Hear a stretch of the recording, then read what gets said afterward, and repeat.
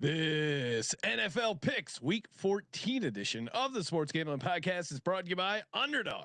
Underdog's hooking up new customers. Play just $5 and get $100 in bonus funds when you sign up with the code SGPN. Hey everybody, Joe Theismann here. You're listening to SGPN. So do this, let it ride.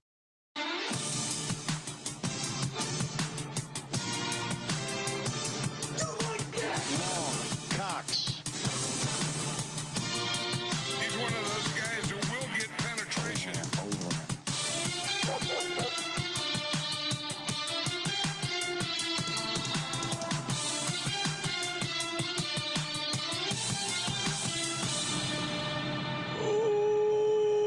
Welcome everyone to the Sports Gambling Podcast. I'm Sean, stacking the money green with my partner in picks, Ryan, Real Money Kramer.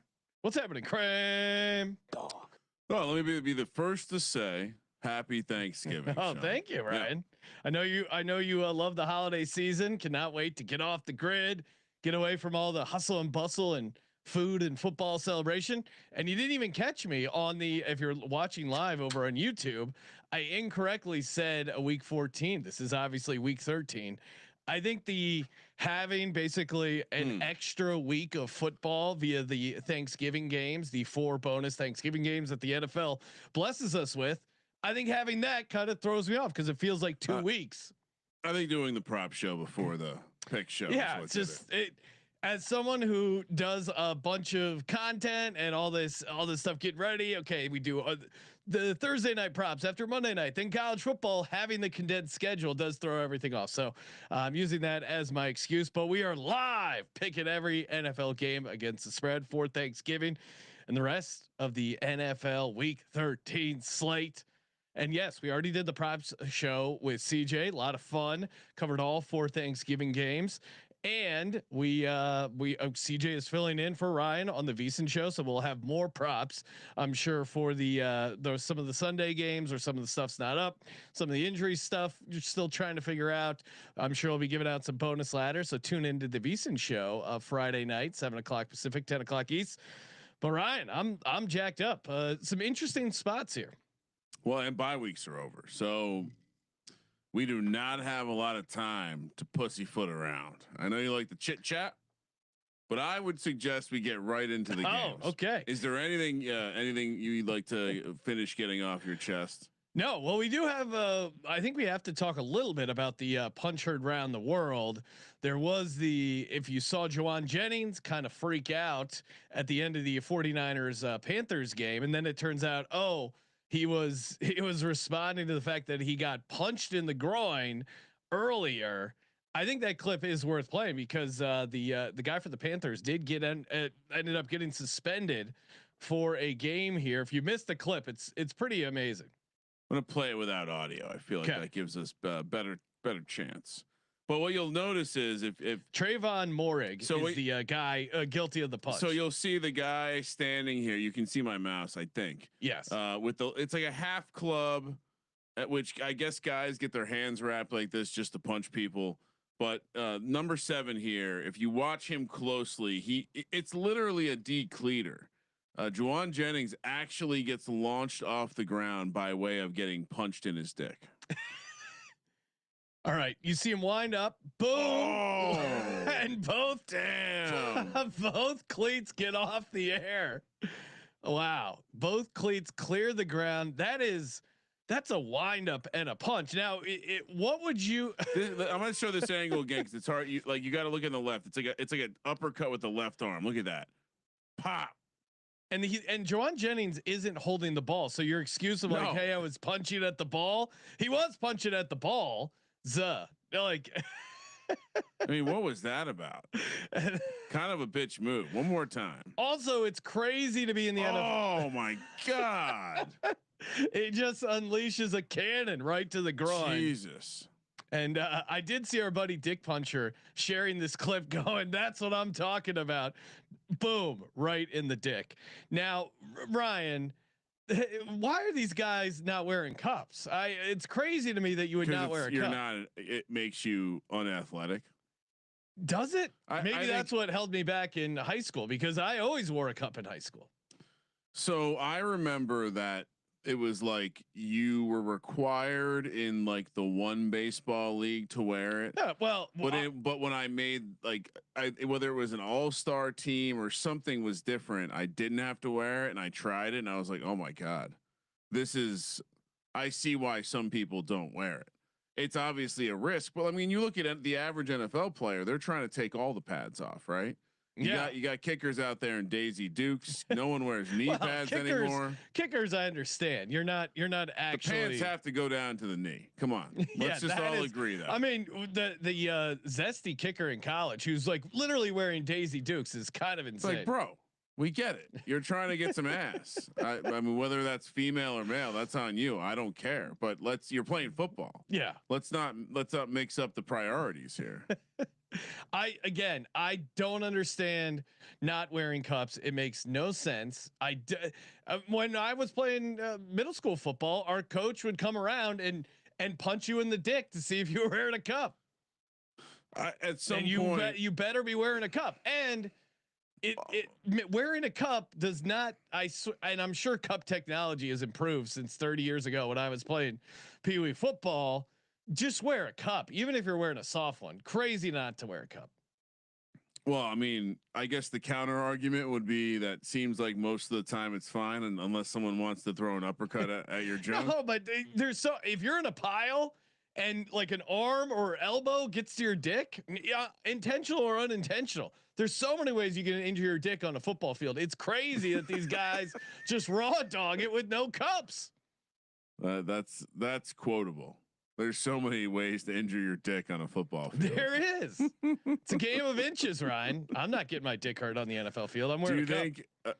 Do you think maybe if there was the internet back when you were in school that your coach would have been under more scrutiny, touching little boys in the dick? Sir Ralph pointing out that cup checks. Ask anyone who played youth sports of my age. There was definitely cup checks. A baseball bat just coming around, hitting you in the dick, or a hockey stick, whatever it was. My high school track coach, Rich McGriff. Now, track is not a sport where you need a cup check. Well, exactly. Or a cup. He would. He had the most lethal ability to flick a penny, and if you were fucking about, he could be 10 yards away. It could really hurt. It was like getting hit with one of those airsoft guns. But yeah, I think the idea that coaches just like kids fucked around a bunch, and especially at that athletics. So the way that got settled was the coaches would whoop your ass.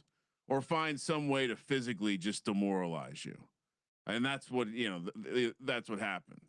No cup check, but no touching of. Strangely, it never happened on the soccer field either. I never had a coach trying to touch my dick in soccer. Oh, this is changing everything about you. Just sports. your teammates? No one. Really? That's why I heard it happens. I didn't realize football was the dick touching sport. Yeah, you walk punch guys in the dick. I mean, is this another one of your battles? Or are you gonna say soccer's more physical than football? No. I was just thinking out loud that I never had a coach trying to touch my dick on the soccer field. So never had a coach do a cup check with a soccer. So, well, yeah, obviously soccer, you wouldn't wear a cup. I would say the cup check was probably most prevalent in baseball, where there's a lot of hijinks in the dugout. Yeah. I mean, also like if guys went 0 for 4, they're eating like a tin of Spam too. There's all sorts of weird shit. But yeah, no, again, just no dick touching on the soccer field. Just the youth football pitch. Anyway, like I said, no time for chit chat. I mean, again, it's not like he fondled my dick. There was a cup check. You I don't want to bring up something personal on the show. No, you didn't have your buddies try and punch you in the dick growing up. Of course. But would you say they young boys are very gay?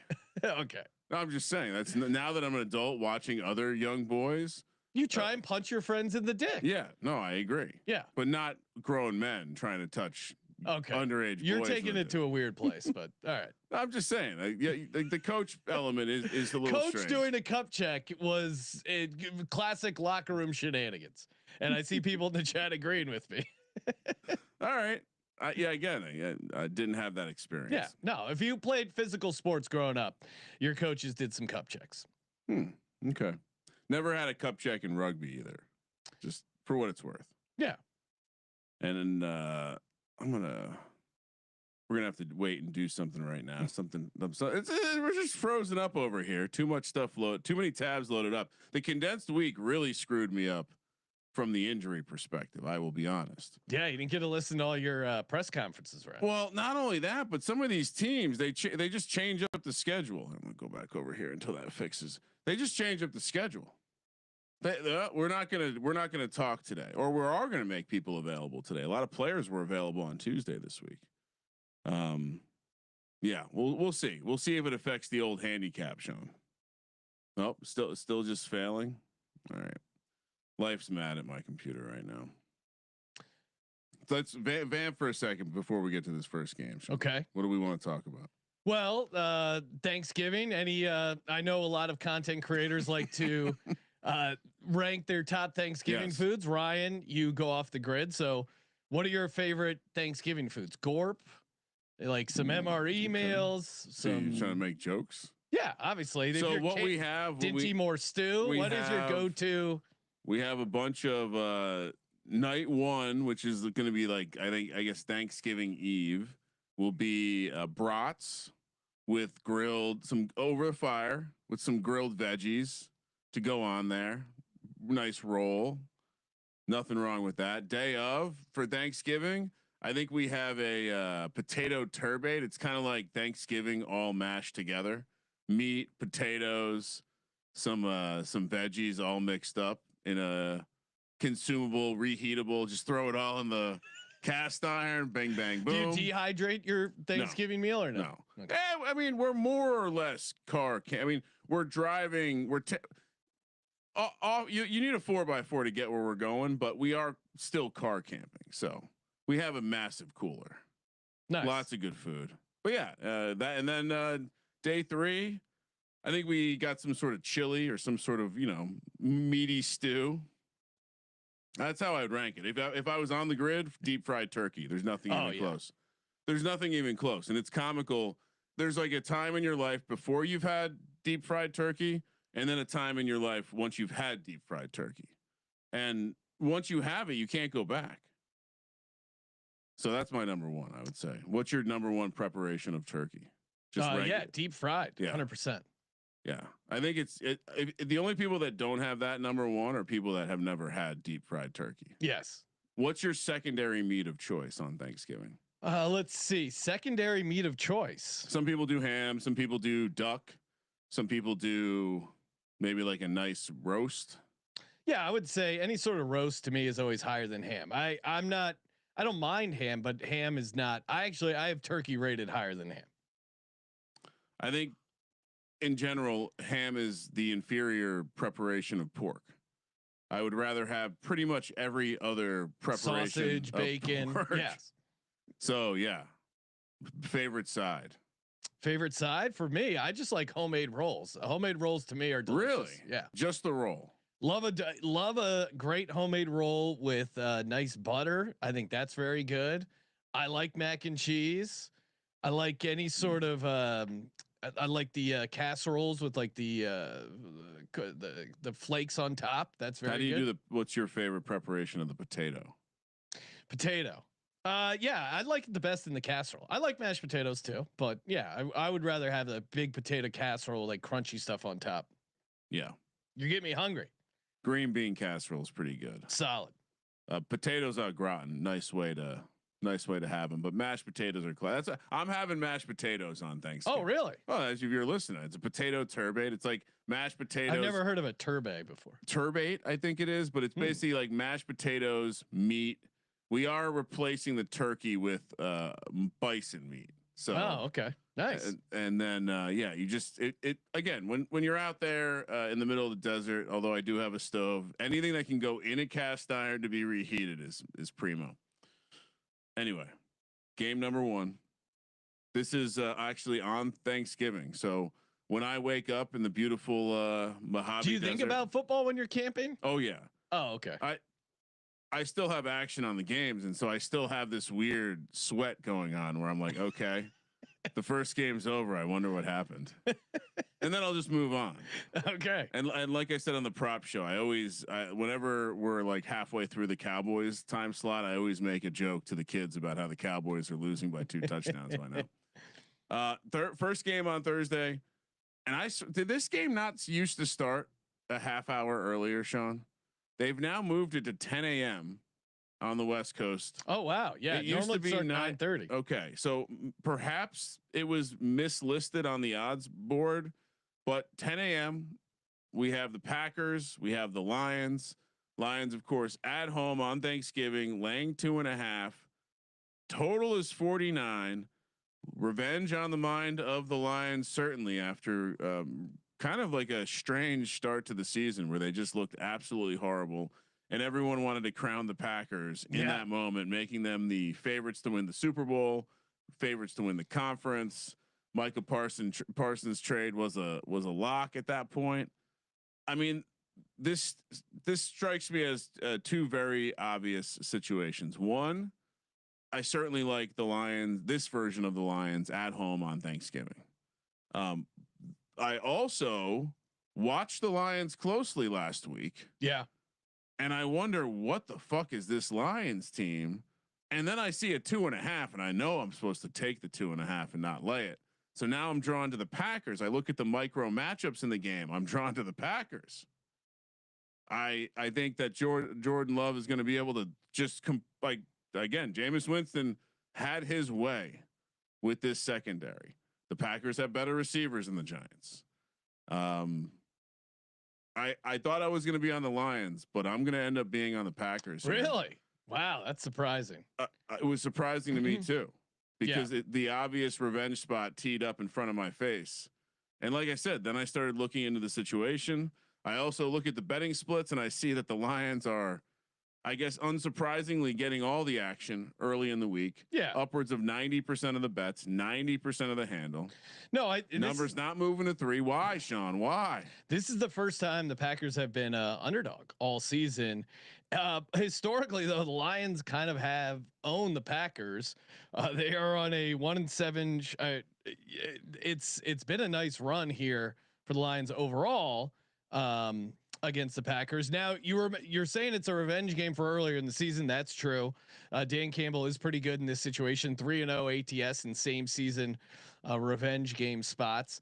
I think really what it's a revenge game for is 2 years ago when Green Bay came in and upset the Lions at the end of the year. And well, no, one on Thanksgiving. Oh, I'm sorry. I was thinking the end of the season one. Yeah, no, I think it's a revenge game for that. And in hindsight, probably should have been more aware of the Lions look ahead to this Packers game against the Giants. I think it did feel like once the Lions kind of got focused, they were able to impose their will, especially offensively against this team. I think you can run against this Packers team. I think Jahmyr Gibbs is going to have a good game. I think David Montgomery could have a good game. And it's and the Lions are off overtime on a short week. You could make a case against them for that, but I will take the Lions here, laying the 2.5. Ultimately, I do think the revenge angle is big for them, and this Packers team I still don't think is properly rated. I do think they're going to have some shots offensively, but Detroit's the play. I'm not going to overthink it. Last thing I'll say is I thought one of the things that really swayed me in thinking about the Giants game that they just played was how out of sync Jared Goff looked even when he wasn't being pressured. And I agree with you. The running game could end up looking good. The running game looked good last week, and they still had to go to overtime to beat the Giants. Packers plus 2.5, and I'll check out the prop show. I have we all have one prop per game, but the prop I have in this game feels very, very obvious. Well, and I think Goff is going to have a good matchup here against this Packers secondary. I think you're going to be able to throw on him. So I do like Detroit here, laying the 2.5. I would have thought that they would, but you would have said the same thing last week against the Giants secondary. Yeah. They didn't really affect, like the passing game was not very effective the entire game. Well, you can look up the numbers. I'm just saying that what scored them points in that game was Gibbs in the running game. Right, but Amon-Ra had 9 for 149, a touchdown. No one else did anything though. Yeah, but Goff was 28 of 42, 279, 2 touchdowns. I think you watched the game. No, I did. I watched the game. I know, but it wasn't an effective passing game. Sure. I think they were not completely focused. They were looking ahead to this Thursday game. And I think you're going to get a more focused Lions team here. So yeah, I like the Lions. All right. Game number 2 on Thanksgiving. We head to Big D, as they call it, where the Dallas Cowboys, I see the Dallas Cowboys fans dancing in the streets about how they have absolutely won the trade already. They've getting rid of Micah Parsons, bringing in Quinnen Williams. That they've won the trade. They have picks. It's a wrap. 1:30 p.m. on the West Coast. I'll still be off the grid. Kansas City, Dallas. Kansas City laying 3 again this week. -170 on the money line. Dallas +150. 52 is the total. I don't think this is the right slide. No. What happened? I didn't check the. Did you not check the ones I said? No. Oh, okay. I'll give me a second. I'll double check it while we're talking. Just bring up the old slides that Colby did that has the fucked up Rams thing. All right, we'll bring them up here. While you're working on that, Ryan. Yeah, there's a lot of reasons to like this Chiefs team, and one of which is they're playing the Cowboys on Thanksgiving. Cowboys historically have not been good on Thanksgiving. There's some interesting trends here. Teams off an overtime game on the road as a road favorite, not historically a good spot, but favorites in general, road favorites in general, have dominated Thanksgiving. Andy Reid and Patrick Mahomes on a short week, something insane, like 19-2 straight up. Dak has been bad on Thanksgiving, 2-5 ATS, and I get it. It's only a day, but I can't help but think that this is a tough schedule spot for the Dallas Cowboys. You had the Monday game against the Raiders. You had the Sunday game against the Eagles, and now a Thursday game. So you have 3 games in 10 days. Very tough spot for them. Now, obviously, the Chiefs have a almost similar game, but they did have another day of rest somewhere in between there. Kind of a must-win game for both teams. Yes, and to your point, this is a building letdown spot for the Cowboys for sure, especially after they have the letdown spot after the emotional win on Monday night, and they lay a complete egg in the first half, and then they wake up and they have another emotional dump defeating the Eagles, division rivals, in overtime. I didn't go to overtime. Sorry, at the end of regulation. Yeah. And so you have, I would argue that the spot is heavier for the Cowboys. And as you mentioned, the Cowboys have not been very good on Thanksgiving. I would also add that, like I mentioned, the Cowboys fans and the vibes are extremely high for this Cowboys team. They're just set up for failure. On DK, the Green Book right now, 80% of the handle is on the Dallas Cowboys. Public's going to be all over Dallas, and this is also short week with less time to prepare favors the better coach. And I know Brian Schottenheimer has had 2 wins here. They beat the Eagles. Hats off to him. This is really tough against a desperate Kansas City Chiefs team. I like Andy Reid to get this team up for this must-win situation. We highlighted it on the prop show. They're going to be able to throw against this Cowboys team. I think they're going to have a lot of success against the Cowboys passing defense, and I think Mahomes can get some with his legs. I would be very surprised if the Chiefs don't go in and get this win. Now, maybe they don't go on that run that everyone is setting them up for, but I think they're going to be able to get it done here against this Cowboys team. So the Tick Pick, I think it was Tick, one of the ticketing sites put out the visiting fan report. Oh, really? Surprising amount of fans have sold. Well, a surprising amount of tickets are expected to be on the secondary market, and per their records, there's going to be a lot of Chiefs fans in the house for it. Kind of makes sense because I know I know a buddy who is a Cowboys guy, and he buys the season tickets. This is always one of the games he sells. And if you're the Chiefs fans, you're like, hey, this is fun. We get to see a game in a dome. We get to see Jerry World. We like our chances. And you think they could? I think they could run it up. And I think there are going to be a lot of Chiefs fans there. I'm sure our princess Taylor Swift will be in the building, bringing positive positive mojo to the Chiefs as well. So yeah, give me the Chiefs laying the 3 here. Yeah, not like we were going to take the Cowboys, but also does it feel a little bit like a gift that we're getting 3 here? A little bit, which is always scary. Mike Oxmall in the chat saying, "Do you think Andy Reid likes stovetop stuffing?" 100%, 100%. Now this is the only reason you might want to take the Cowboys if you're worried about Andy Reid not being able to have his traditional Thanksgiving meal. But I'm sure Miss Reid will figure out something. Yeah, again, I also just think in general, like if you take away the sport or anything about localized team trends, being the team that is hosting a holiday game, there are implicit distractions. I'm standing by that. All right. I'm standing by that. Dak has probably got to deal with some bullshit. I'm standing by that. I don't know about George Pickens. He probably isn't dealing with some bullshit, but I guarantee. Historically, though, favorites have done very well on Thanksgiving. Historically, for whatever it's worth. You know, take what you will for that. I would rather stick with the trend that the Cowboys. They do a great job of shitting the bed when everyone's watching. Now is when they fall apart, when people have expectations.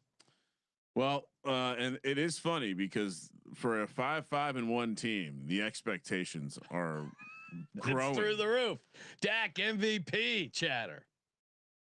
Thanksgiving night. I do feel like some of the best Thanksgiving night games we've had have come from AFC North battles between whether the Ravens Steelers or whoever. In this one, we get a Ravens Bengals matchup where the Ravens are laying 7. I assume this is in like acknowledging Burrow's return. Yes.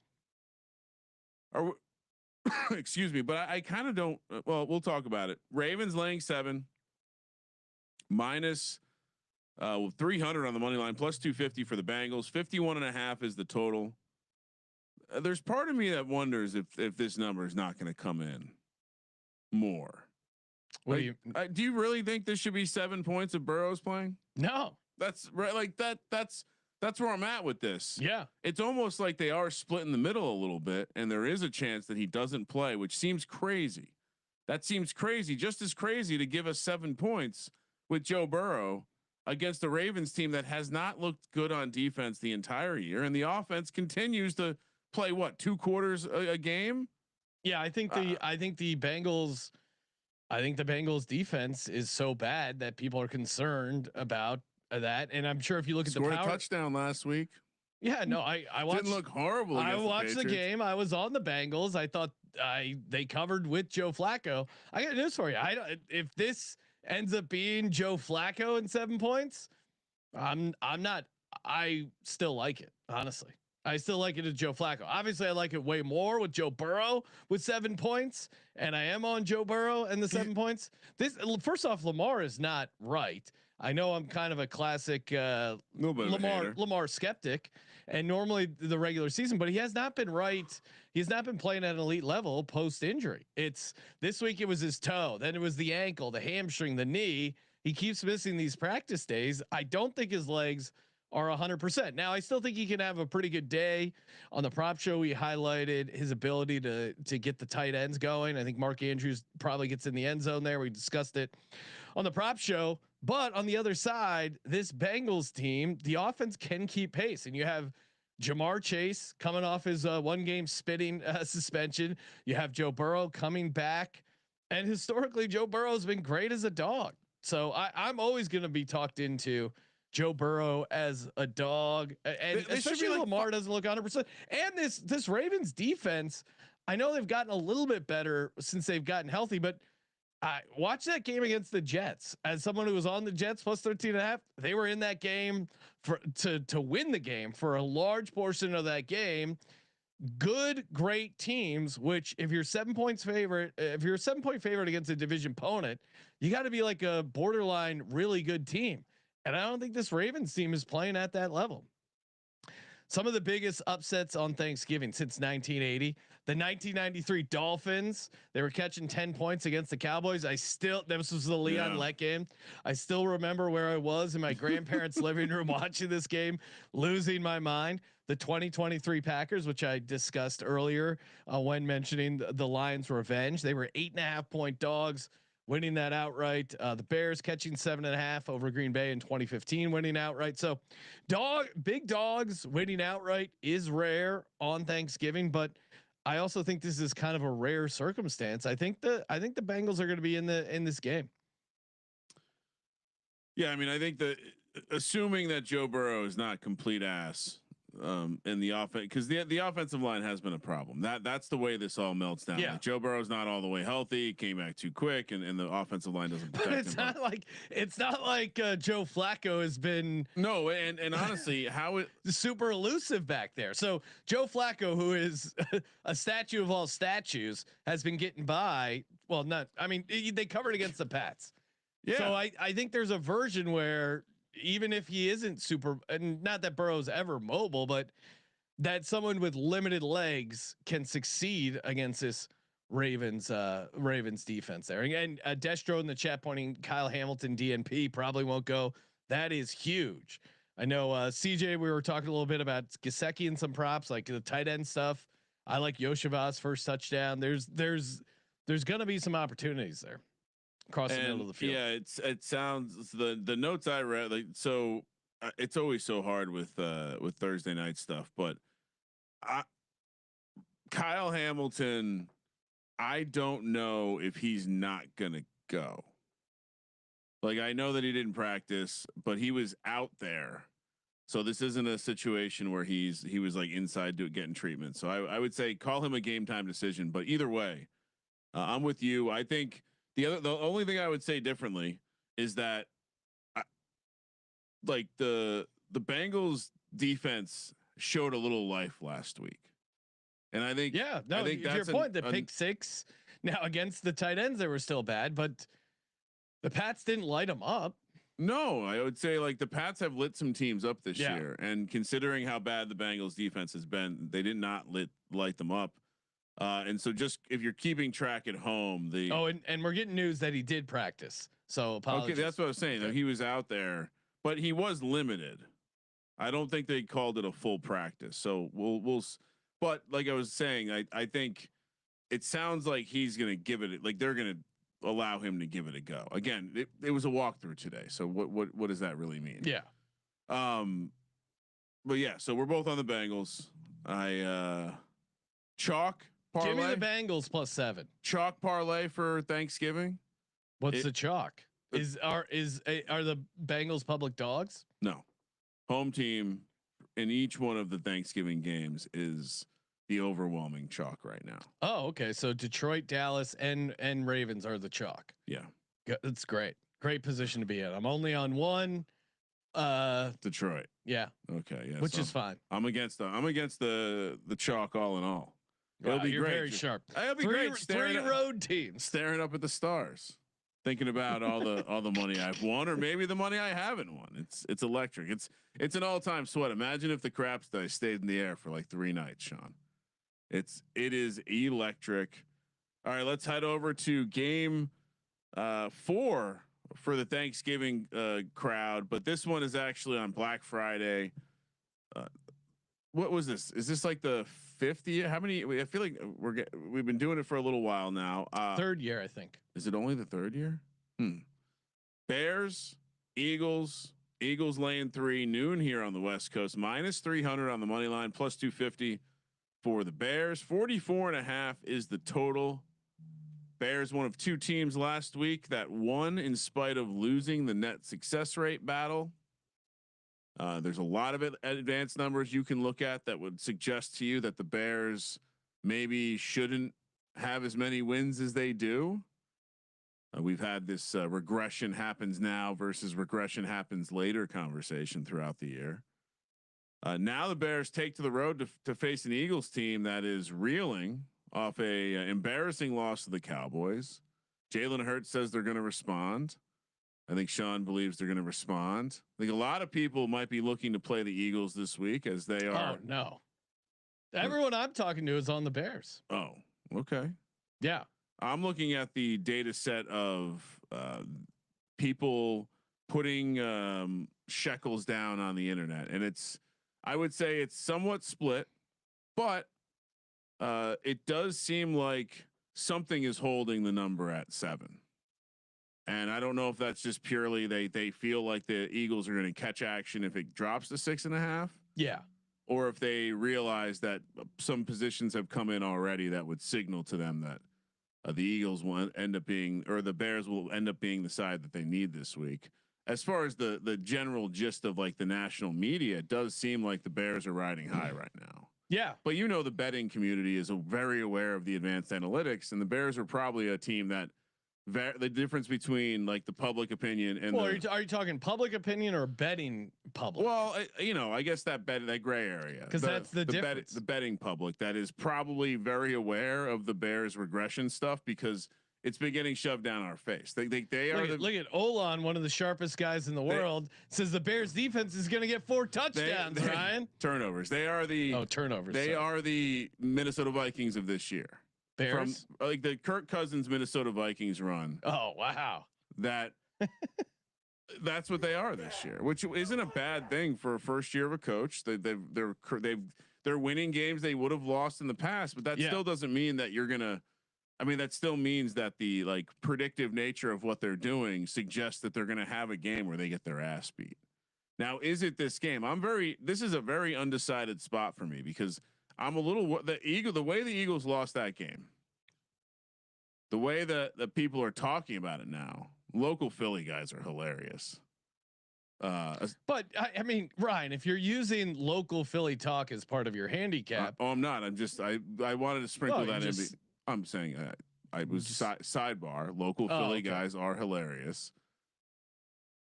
Well, I want to be on the Eagles here, but I'm worried that they're not going to be able to get it done, and that the horseshoe's still in Caleb's ass because it's comfortable for him there and he likes it. So here's what I would say. Everything that the Bears do well and everything that the Bears have going for them and their key to their success, the Eagles are like the Bears team. This Eagles team is that on steroids, right? Like how do the Bears win?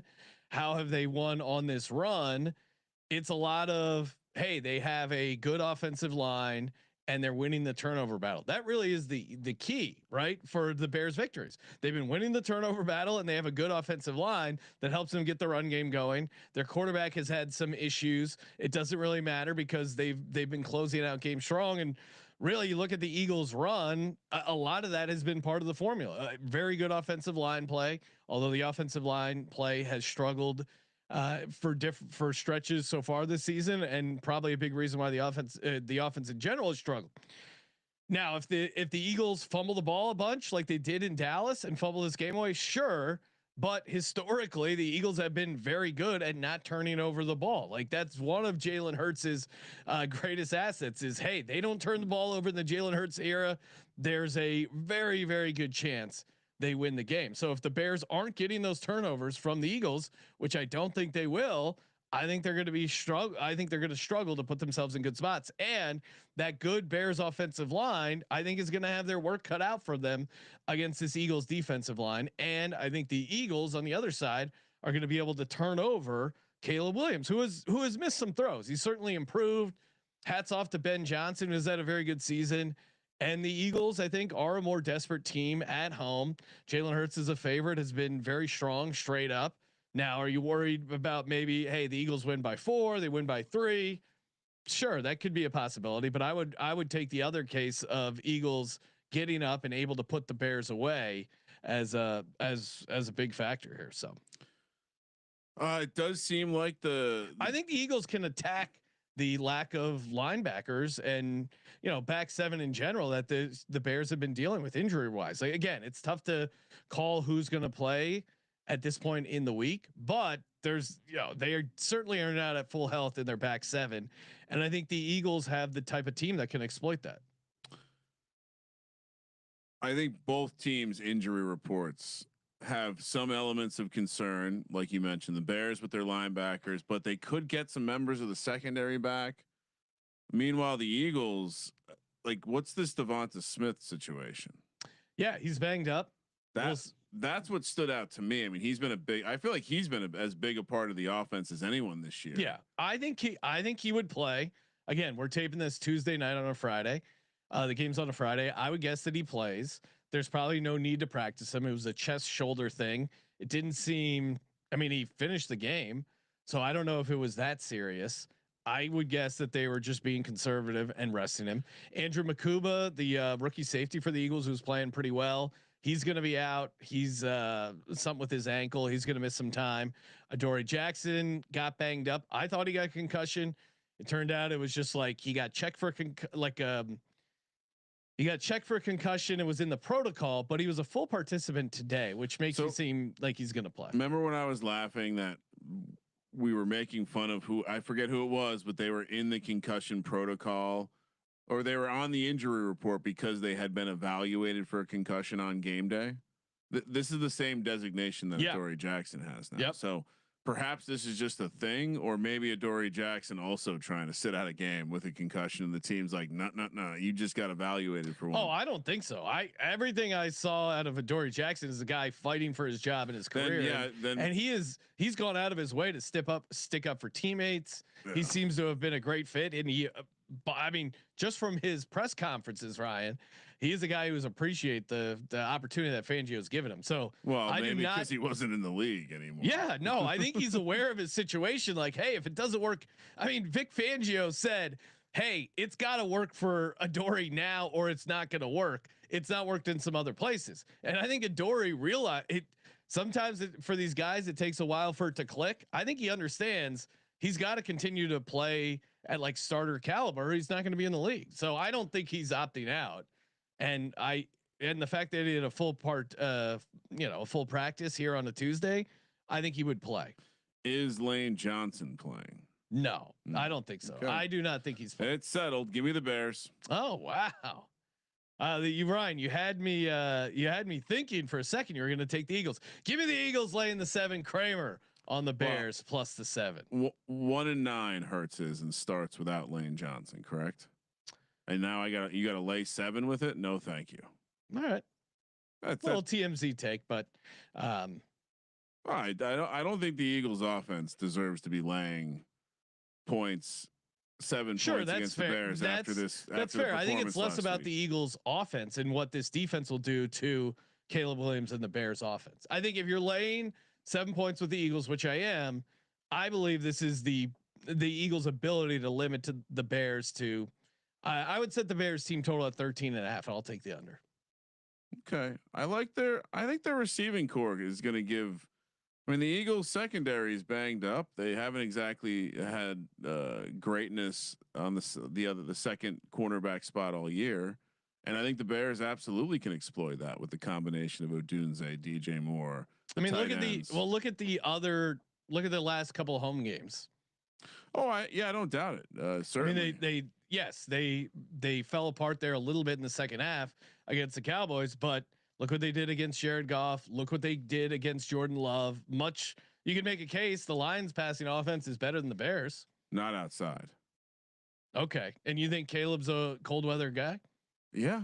We talked about this when he played Jackson Dart. He's had some cold weather games. And you were comparing the two teams. I thought you were going to also say they both have zesty fucking quarterbacks. I didn't say that. Those are your words. I think now that we're talking about it, Caleb Williams and Jalen Hurts are zesty in their own ways. There you go. Dick Puncher pointing out Hurts has been great at protecting the ball. Yeah, like if the Bears don't win the turnover battle, you still feel good at covering the 7 points. I think the reality is it could just be a gross low scoring game. Okay. I mean, I'm going to need to see the Eagles have an offensive outburst without Lane Johnson to believe that they can have an offensive outburst without Lane Johnson. Give me the Eagles laying the 7. Kramer on the Bears plus 7. And of course, we're brought to you by Novig, America's #1 sports prediction market. Maybe you're in another state for the holidays. Perfect time to download the Novig app. Get in on the action. I just placed a bunch of first TD plays that I like over on Novig, and got some good prices there. We gave out some. I'm gonna gave out some on the prop show. I'm gonna also add Will Shipley because Saquon Barkley is dealing with a groin issue. I'm surprised Hater Ryan didn't bring this up in the handicap of the game, but I think there is a world where Shipley or especially Bigsby get involved a little bit more. You can get some great prices over on Novig. First touchdown. I just got Will Shipley. I think at like 95-1 or something crazy over on Novig. And of course, if you spend $5, you get $50 when you use our promo code SGPN. So download the Novig app, get in on the action. America's #1 sports prediction market, available in a ton of states. Download Novig and use the promo code SGPN. I was just going back and looking at some notes. According to my notes, Barkley was limited last week as well. Okay, with the groin. But I wouldn't be surprised if on a short week his carries are not as much. And Bigsby has looked good running the ball. He's also, I mean, in general, struggling, but I've said this to you before, and you've scoffed at it. But when he does get banged up, he doesn't always play through the nagging injuries well. So maybe they see that and they're going to give some. I think we could see. I think injuries and or performance, whether it's injuries or whatever. I think we're going to see more Tank Bigsby this game. Would be my prediction. Now, would you then advise playing Tank Bigsby and Will Shipley anytime touchdowns if you're an Eagles backer? I did the Shipley because it was a fun, 100 to 1, 95 to 1 first touchdown. Yeah. Okay. I mean, if you want to play of those, I would take the Bigsby anytime before I would take the Shipley. Okay. Because it does seem like they like Bigsby more. But I would, because it was the first touchdown. Oh, there's not putting a ton of money on it. A lot of buzz on Shipley before he got hurt. I mean, no, and they liked him. Maybe they don't get Bigsby if Shipley's the guy. If Shipley stayed healthy the entire time, yeah, maybe that's an interesting. But I'm pulling up their anytime prices. Bigsby's $850, and Shipley is 12 to 1. So yeah, of those, hot dog. Of those, I think Shipley at $850 is a more interesting play, but I just like the dart throw at the first touchdown. All right, AFC South, front and center. We're headed over to Sunday now, where we have 7 games in the early windows. Shout out to no more bye weeks, not no more bye weeks. We still have more coming. Houston, Indy. The Texans and the Colts have shared some memorable matchups, including. We're not doing Jags Titans. Oh wait, do we have? Are we just in a? All right, slightly out of order. We'll go out of order though. We'll allow Colby's slides to dictate the order we go in. I'm going to get at least one DM about us not going in rotation order now. Jags, Titans. Jags laying 6.5 -330. On the money line. I was right about the AFC South. Titans plus 275. 42 is the total. What were you right about? Well, I was previewing the other AFC South matchup. So Jags, and this is a very interesting Titans logo. I've not seen the bloody Titans logo before. YouTube.com/sportsgamblingpodcast. I mean, I don't know what this. The Titans are incredibly banged up. Their offensive line is incredibly banged up. It sounds like Cam Ward got a little banged up in that game. Nothing that's going to pop him up on the injury report, but there was talk about him taking a physical beating, the most physical beating he's taken as a pro. I mean, he made some great throws, but you watch some of those highlights. Part of the reason it's a great throw is because he gets jacked up. And but probably the best game we've seen from him. His willingness to run has to have you optimistic if you're a Titans fan who believes Cam Ward is the guy. And on the other side, the easy question here is how could you possibly lay 6.5 points with Trevor Lawrence the way that he's balling right now? You can't. And he's not balling. To update. I mean, to have 4. It's funny that the Bears are getting shit for their record and not having like to cover as a road favorite and turn the ball over 4 times is very unlikely. It shows you the character of the team. And to update a correction from earlier in the week, Trevor Lawrence is 2 behind the leaders in interception, so he's got 11 let's go. On the season. Yeah, no, I'm actually I know I said I'm not taking the Titans anymore, but I'm back on the Titans team. I thought they play competitive. Don't do it, John. No, they play competitive football, and you can't lay 6.5 points with this Jags team on the road. I think the Titans are kind of fired up. They keep making plays on special teams, which has been huge for them. And if you watch the Titans game against Seattle, they got burned deep, but there isn't a guy like JSN on this Jags team that I think can take advantage of him.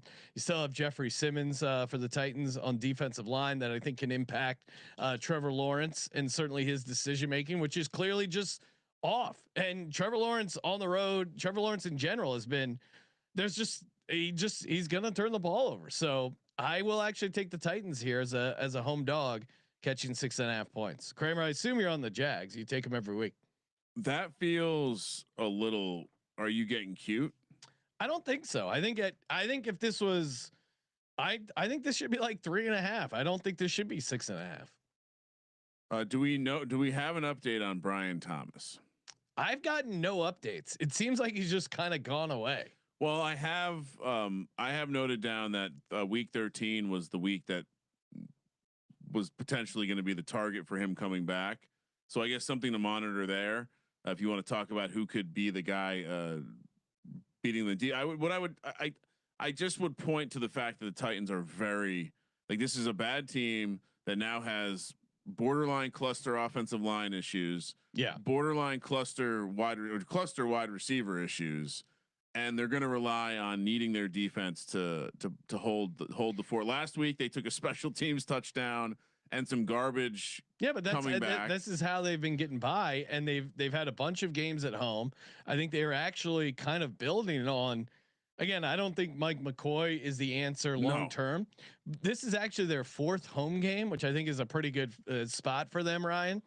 And you look, they covered at home against the Chargers. I didn't think they would cover. They covered at home against the Texans. I didn't think they would cover. They covered at home against the Seahawks. I didn't think they would cover.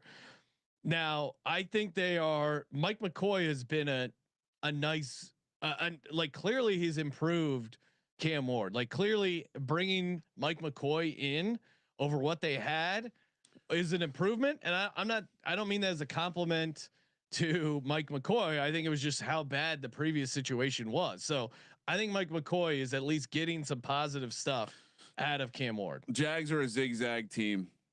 They have a bad week. They should have lost last week. That was the bad week. But they covered on the road. That was the good week. It was the bad week. Oh, okay. And now they have a good week. Just like their ass whooping of the Chargers. This is going to be an ass beating. Trevor Lawrence will be back. They're very much in the conversation still for the division with the win here, depending on what happens to the Colts. So yeah, I'm gonna lay it with my Jags. Give me the Titans, home division dog. Kramer on the Jags, laying the 6.5. Lying to your customers. You told them you weren't going back to the Titans. Yeah, well, it's a week-to-week league. All right. Next up, the order is crazy. All right, the Atlanta Falcons heading to New York to take on the New York Jets. Very interesting logos here. I can say I've never seen either one of them. I'm going to guess Colby made these almost certainly. Jets catching 2.5 points at home, plus 125 on the money line. Falcons minus 145. 40 is the total. This is a game that doesn't need to happen this week. Yeah, but the handicap is incredibly simple. 1, Tyrod as a dog, always the play. 2, Kirk Cousins after a win as a non-conference road favorite outdoors. You gotta be fucking kidding me. Jets are also number 1 in special teams DVOA, and kind of take it for what you will. I thought the Jets defense, after trading away Quentin Williams and Sauce Gardner, the bottom has not fallen out on this Jets defense. Like just eye test watching this Jets defense. Are they? I mean, is it? Everyone said like, oh, their defense is going to be so horrible after the trades. I don't think so. Like they were perfectly fine, at least compared to previous Jets teams against the Pats. They won and covered against the Browns 27-20 for whatever that's worth. They covered against the Ravens on the road. They held the Ravens to 23 points on the road. I don't like this defense is certainly not good, but I think there was an expectation of like without Quentin Williams, without Sauce Gardner, they're tanking. They're going to be horrible. I think they're trying to win. I think they got a good shot to win this game. Now, 100%. Like this is unfortunately, it's going to seem like I'm fading the Falcons again, but how can you possibly? I mean, especially coming off hate week. Yeah, Emotional win. Yeah, it's a huge letdown. Did we get video of Kirk Cousins breaking out the ice? Yeah, I don't know if they're doing the chain, considering the record. Well, Minnesota has more fun. Remember that boat trip they did? Oh, they had a lot of fun. Yeah, they got they somehow found professional ladies in the middle of a lake. How fortunate! It did sound like a fun boat trip. I'll be honest. I mean, now you just can't leave. What are you gonna swim to shore? We're having fun out here. The implication, if you've seen the Always Sunny episode, yeah, no, I it's scary how much I like the Jets here, but yeah, give me the Jets plus 2.5. Kramer. Jets. It's very Jets plus 2.5. Worth noting, it's also a great teaser leg. I don't. Again, this is another one where I'm not exactly sure who's running to the window to play the Falcons. The Falcons are pretty lopsidedly catching the early week action here. So we always talk about people fade the Jets on a short number, I guess, and the Falcons won. But like not in a million years. I mean, I understand it's a 2.5 point spread. Everything's setting up, right? They're falling for the trap. But not in a million years. If I'm looking at the board this week, I'm not guessing that the Jets and the Falcons is one of the more lopsided bet games. Jets looked scrappy last week. Maybe they didn't watch the game. A lot of people don't watch the games anymore, so maybe that's all it is. All right, moving along. Let's see what mystery game we get next. All right, we're heading to Carolina, where the Los Angeles Rams, now MVP favorite Matt Stafford, favorite to be the #1 seed in the NFC. Rams laying 10.5, minus 535 on the money line. Panthers plus 415. 45 is the total. Big number for the Rams to lay on the road here. We were discussing this a little bit before the show, and I think the Panthers are another team where they have moments where they look competent. I was even making complimentary statements about Bryce Young and how he looks clearly better than CJ Stroud at this point. That is a take I don't agree with. I think he at worst looks better than him. Maybe not clearly better. I disagree with all that. I mean, CJ Stroud might not get his job back. Oh, he's to playing Davis Mills. I mean, no, he has his job I understand back. they have to give it to him back, but maybe we'll have a soft benching occur very quickly. No, but just Bryce Young looks so tiny and just such horrific decision making in that game. They had 3 interceptions in the first half, couldn't do anything offensively and against that decimated 49ers defense. And as much as I want to talk myself into the Panthers here as a cute home dog, and the Panthers have been good for the most part as a dog, obviously not last week against the 49ers, even though they got 3 interceptions.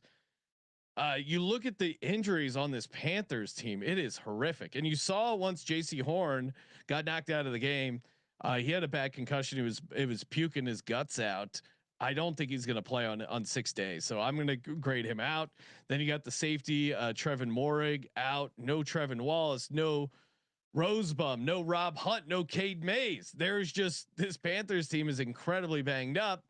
And the Rams, actually, as crazy as it sounds, they've done a good job. Usually think of like, hey, West Coast team going on the East Coast. Oh, there's a time difference. They're not gonna be able to get up for this. But they've done well in these spots. It kind of reminds me of when the Rams went and played the Ravens. It's not necessarily going to be a pretty game, but I just don't think with the Panthers defense, how banged up it is, and Matt Stafford like wanting to pad his stats here on an MVP run, I got to take the Rams. It's a massive number, but I just can't make a good case for the Carolina Panthers here. I understand it's 10.5, but I'm going with the Rams. Well, no, I mean, it's short week. It's the Rams didn't have to play the whole game. And the travel spot's kind of similar, right? They were both on the West Coast. The Rams were relaxing on Monday. The Panthers were getting their ass kicked by the 49ers. What should this be? Should this be 14? It should be 13.5, I think. Yeah. To me, this feels the same as the Bengals Ravens game. Just like a clear and obvious mispriced game. And I think it's because of the situational stuff. And guess what, Sean? Like slap a ribbon on it, because the Panthers are the public dog. Really? Of the 82%. Oh my God. Which again, we always talk about things feeling cute. This does feel very cute. Well, I would add that we haven't really had that Kyron Williams 3 touchdown or Blake Corum 3 touchdown game. We've seen Devontae Adams doing it and Puka doing it, and by the way, Devontae Adams has a shitload of touchdowns already. Oh my God. He's so good. It's probably, I mean, obviously it's going to go to Jonathan Taylor or whatever, but it's killing Puka in the offensive player of the year market because he's having, and Puka's having a really good year, but they've turned Devontae Adams into their goal line back essentially. And it reminds me of Mike Evans, a dick puncher instead of Mike Evans. You should just be hammering. Pivot. Well, it's like the similar type of routes too. What do you think the odds in the offensive player of the year market are? I think Jonathan Taylor has to be a decent favorite. -115. Okay. Jackson Smith and Jigba -110. I mean, he had an awesome game. I would still go Taylor, but and then Puka's down to 120. There's Gibbs is 27-1, McCaffrey 40-1, Pickens 100-1, Cook 100-1, and then Puka and a whole bunch of guys are 125-1. So. I mean, it's crazy because Puka's having a really good year, but he missed some time with injury. Adams is getting a lot of the touchdowns. Yeah, I would not be hopping it. There's nothing. Yeah, there's nothing that interesting. So we're both laying the big chalk on the road. Yep. Now the Rams show up on the East Coast. I know. I think this is going to be like the kind of thing that I would normally classify as like a sharp side this week. I do. I think it's way off. I think this should be 2 touchdowns.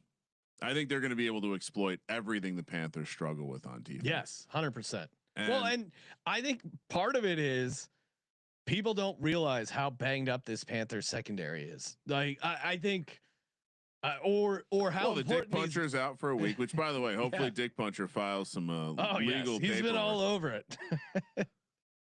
So yes, give me the Rams laying the 10.5.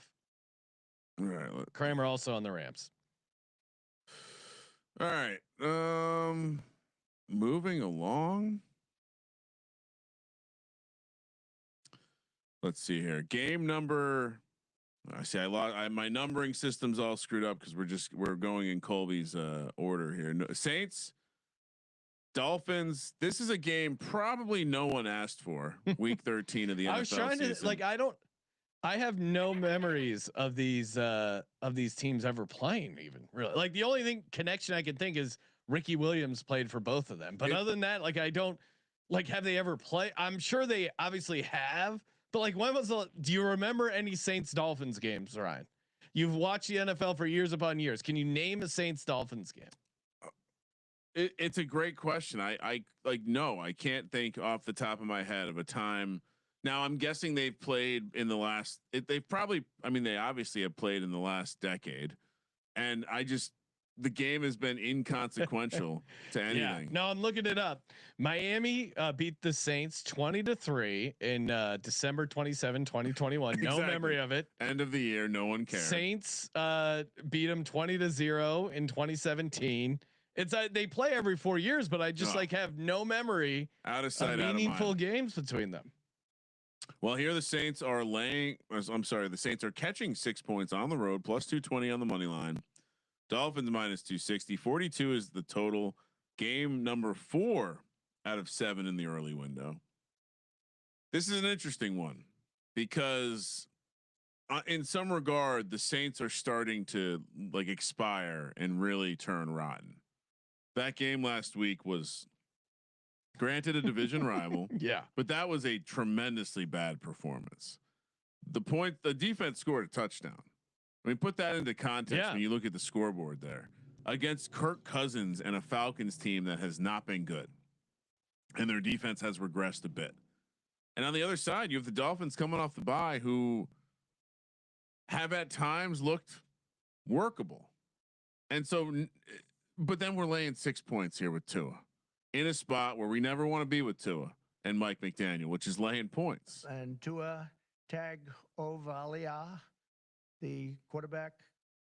I don't know what to do with this game because maybe it's a Taysom Hill game again. And he somehow rolls it out there. But if they're not going to do something different at the quarterback position, Kamara probably out, by the way. I don't see how you could take the Saints because there is a chance the Dolphins put up some points in this game.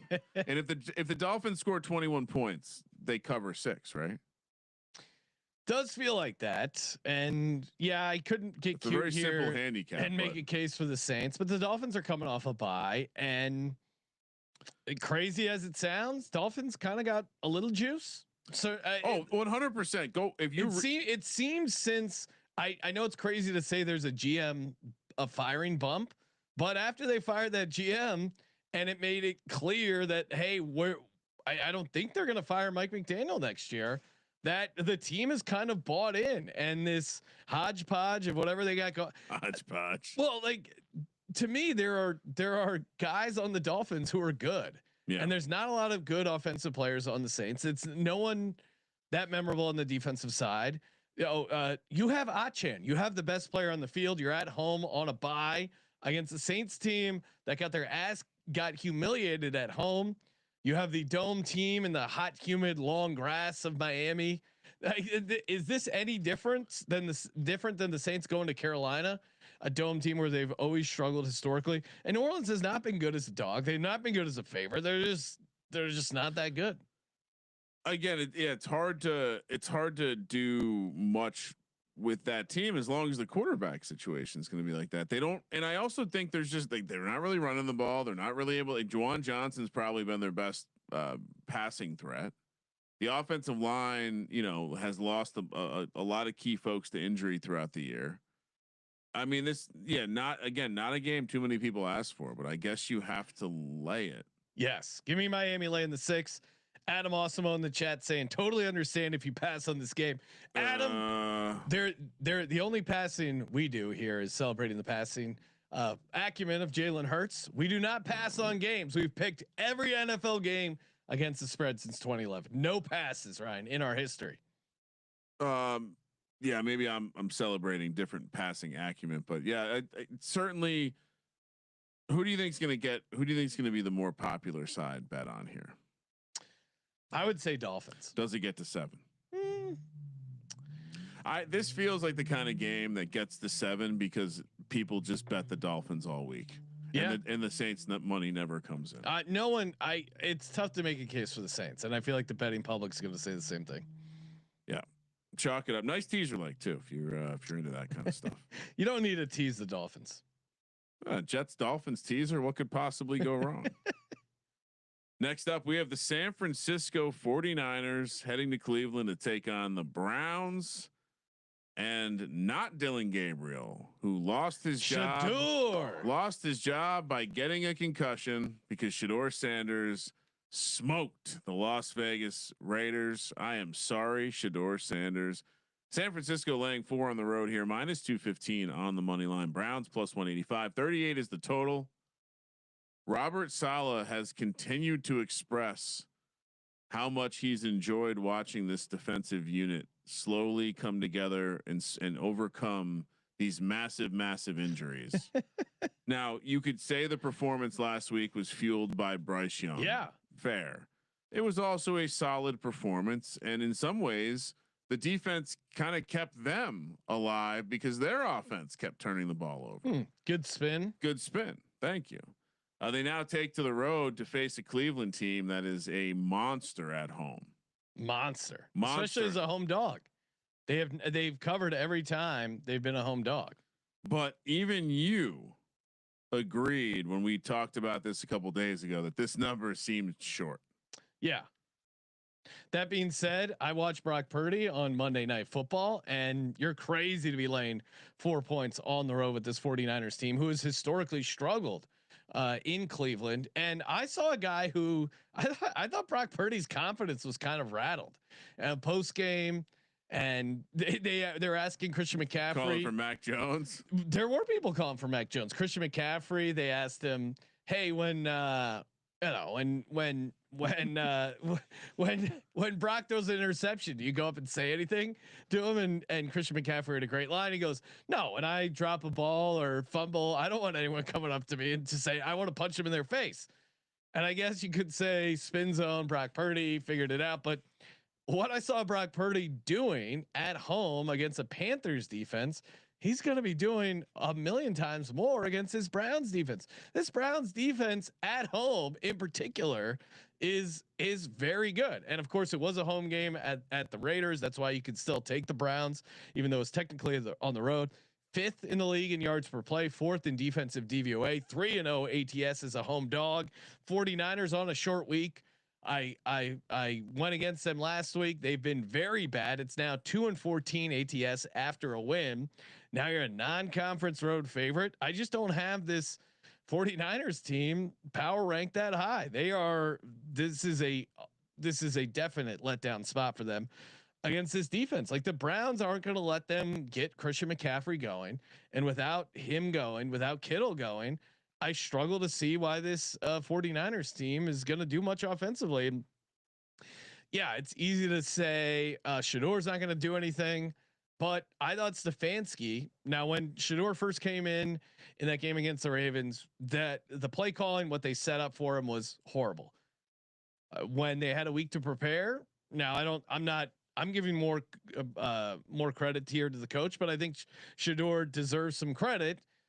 He only took 1 sack, and if he can keep that sack total low, I think the Browns offensive line is has a decent matchup against this 49ers team. Judkins, what we've seen out of him, Sampson getting explosive. I think they're going to be able to get the tight ends going. He had a little bit of chemistry going with Fannin, but really this is just about the Browns not letting the 49ers put up a lot of points and keeping them in this game. So yeah, am I nervous about backing Shador off a letdown spot? Yeah, but I'm not laying points with the 49ers on the road after a win against an elite defense in a non-conference road spot. I am completely aware of this scenario that I generally would not want to be in, which is taking a non-conference favorite in Cleveland. Yeah, but you hate Shador. You're going to be apologizing. Ryan, do you want to bet another apology? Do I want to bet another apology? I don't think the Niners are going to be the same caliber of team, aka firing their offensive staff directly after the game. This is a much different setup. The Browns are way better at home. I know. That's why I look at my numbers, which you don't want to know what my power numbers make this. What your fair number is? Could get some snow here. 49ers. I got this number. Brock Purdy in the snow. I got this number. Niners minus 10.5. Give me the Niners. What? Just say you hate Shador. It'll free you, right? He had 3 positive plays last week. I mean, Myles Garrett versus this offensive line for the 49ers is going to be trouble. We'll see about that. I like the idea that Shanahan can get a little game plan going. Oh, sure. Trust the coaching. He can game plan. He had a good game plan. Brock Purdy did everything he could to fuck it up. I just don't think you're going to get away with that. Week. Oh, they did. Yeah. But I don't, it's not something I think is a good omen moving forward on the road on a short week against an elite defense and Shador. But we're getting such Shador. We're getting it's such like the Italian hands on steroids. Shador. It's a little weird how it is, but it's like a weird, like, look at my watch. Is that what he's doing? He's showing. No, he's pumped up about playing good football. Ryan, do you know what he's doing? The fact that he only had give him attaboy for only 1 sack. No, that's great. Okay. That's great. And no, I thought Stefanski did a good job of playing to whatever skill set he has going. Well, he's a good coach. Yes. And so again, the shots were good. You just have to avoid the negative plays. He mostly did that. Yeah. I'm just simply saying that Kyle Shanahan and this Niners offense is going to be a little bit different than Chip Kelly and Geno Smith and the Raiders offense. And they're going to be able to put up a little bit of a fight. I kind of want to, because all right, let's move on. People already get upset when I talk about Shador. They can't handle the honest. Shador. What do you mean? He's 1-0 as a starter. Yeah. Okay. Small sample size. Okay. All right, let's move along to the next game in the Colby roulette wheel. Arizona Cardinals Tampa Bay Buccaneers, who are just completely falling apart. Meanwhile, we see Jacoby Brissett is the second coming of, dare I say, Jake Plummer, aka the bottom end of Thor's projection on how good JJ McCarthy could be. Poor Thor. He's going through it, but he's doubling down on sticking up for JJ McCarthy, who is very high on.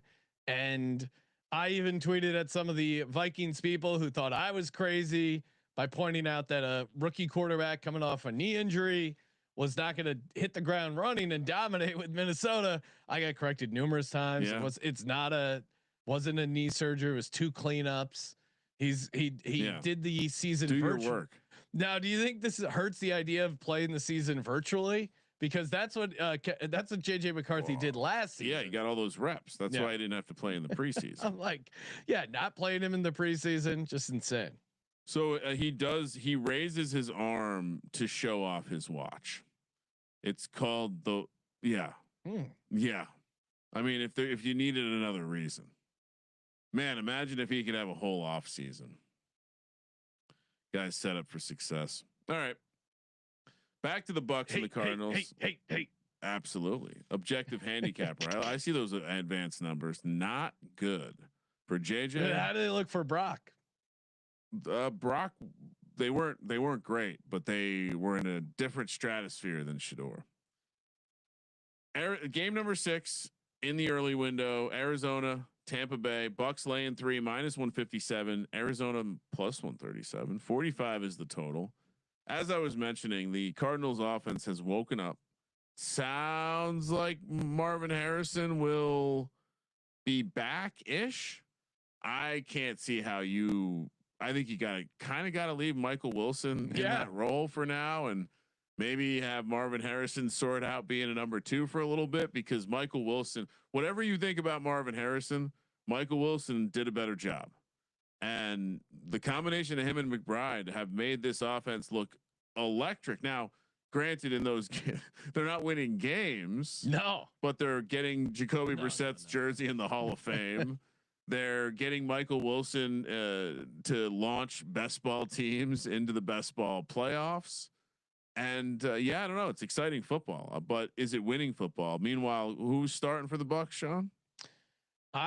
Well, it's interesting. I would say Teddy Bridgewater, but this line suggests that Baker is going to try and make it a go, or maybe they're splitting it in between. What's your read on the situation? I mean, he had his arm in a sling on Sunday Night Football. I guess I think it's tough for me to believe he's going to be 100%. He was already pretty banged up prior to this game. I was going to say, my thought would be that. So the number, I'm just looking at some history number. So the number opened at 2.5. Yeah. Immediately went to 3. So Tampa's taking money. I don't think this would have been, I want to say this is definitely like 6.5 if Baker's healthy. I think this is. So I think this is either Bridgewater starting or we get an injured Baker. Is what I'm saying. The number is at Tampa Bay -3. If Baker starts, this might get up to like 3.5, 4. But I think they're factoring in that he's not going to be 100%. I think, but yeah, I think so. I think 2 things. One, the injury he suffered this past week was to his non-throwing shoulder. True. So but you also have to be able to hold the ball. Absolutely. But he did. It is a non-throwing shoulder situation, so I don't exactly know if that would prevent him from playing. Now, the bigger concern for me is the fact that he has not looked good. He's clearly dealing with an issue with his throwing arm. Yeah, there's something else going on. He hasn't looked 100% prior to this injury, so I will project that Teddy Bridgewater is going to start for the Bucs. Now, this is where that's not good, because I don't think he's, other than wearing a hood when he plays quarterback, nothing special going on there. Yeah, the Butler. It's been a while since he's looked good, but he's had some moments as a backup quarterback where he's come in and looked competent, but he's had better teams around him. And really, we talked to all the quarterbacks, Brissett, Baker, who's going to start. The crazy part is the defenses. Cardinals defense has let up 112 points in the last 3 games. The Bucs defense, which is supposed to be good, Todd Bowles is a good defensive mind. They've let up 106 in the last 3 games. They're a mess. So this is weird because I think the Bucs winning by exactly 3 is a pretty strong outcome because the Cardinals just have the ability to lose every game by 3 points. Well, Walter Nolan got hurt again, And he has had such an impact. I feel like we've said this for every week he's played. Yeah, he keeps. He's maybe left every game he's played so far. Yeah, and obviously he was injured coming into the season, but yeah, it's one of those things where like I got to go with the Cardinals and the 3 points here because at least I've seen some competency from this Cardinals offense, and whether it's an injured Baker or Teddy Bridgewater, I can't trust them as favorites. But this is a tough game. Obviously, a lot of question marks. I just don't want to be laying points in this game. I think either way. What are you doing, Ryan? I mean, how much do we think? I almost want to take Baker with the idea that if he does play, yeah. I mean, if you're playing that, like if you might get the best number. I mean, doesn't Todd Bowles strike you as the kind of the guy that just rules a guy out if he's out? Yeah, like he's not playing games, and Baker is a scrappy motherfucker. Oh, I think Baker will try to play, but I don't think there's also any benefit in ruling him out this early in the week. I think it's probably going to be like a pain tolerance. Can he hold the ball? Can he take a hit and hold the ball? I think is the biggest. Bucky Irving back this week as well. Give me the Bucks. Yeah, I just don't want to be laying points in this game, but I'll take the Cardinals getting the 3. Kramer laying the 3 with the Tampa Bay Bucks. Yeah, this Cardinals team. Games are electric though, Sean. No, they are.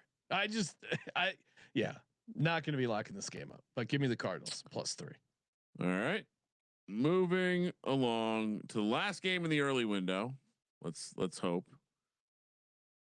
Just waiting to the reveal is accurate. It's the Texans and the Colts. I tried to start with this one back in the AFC South, bookended by the AFC South.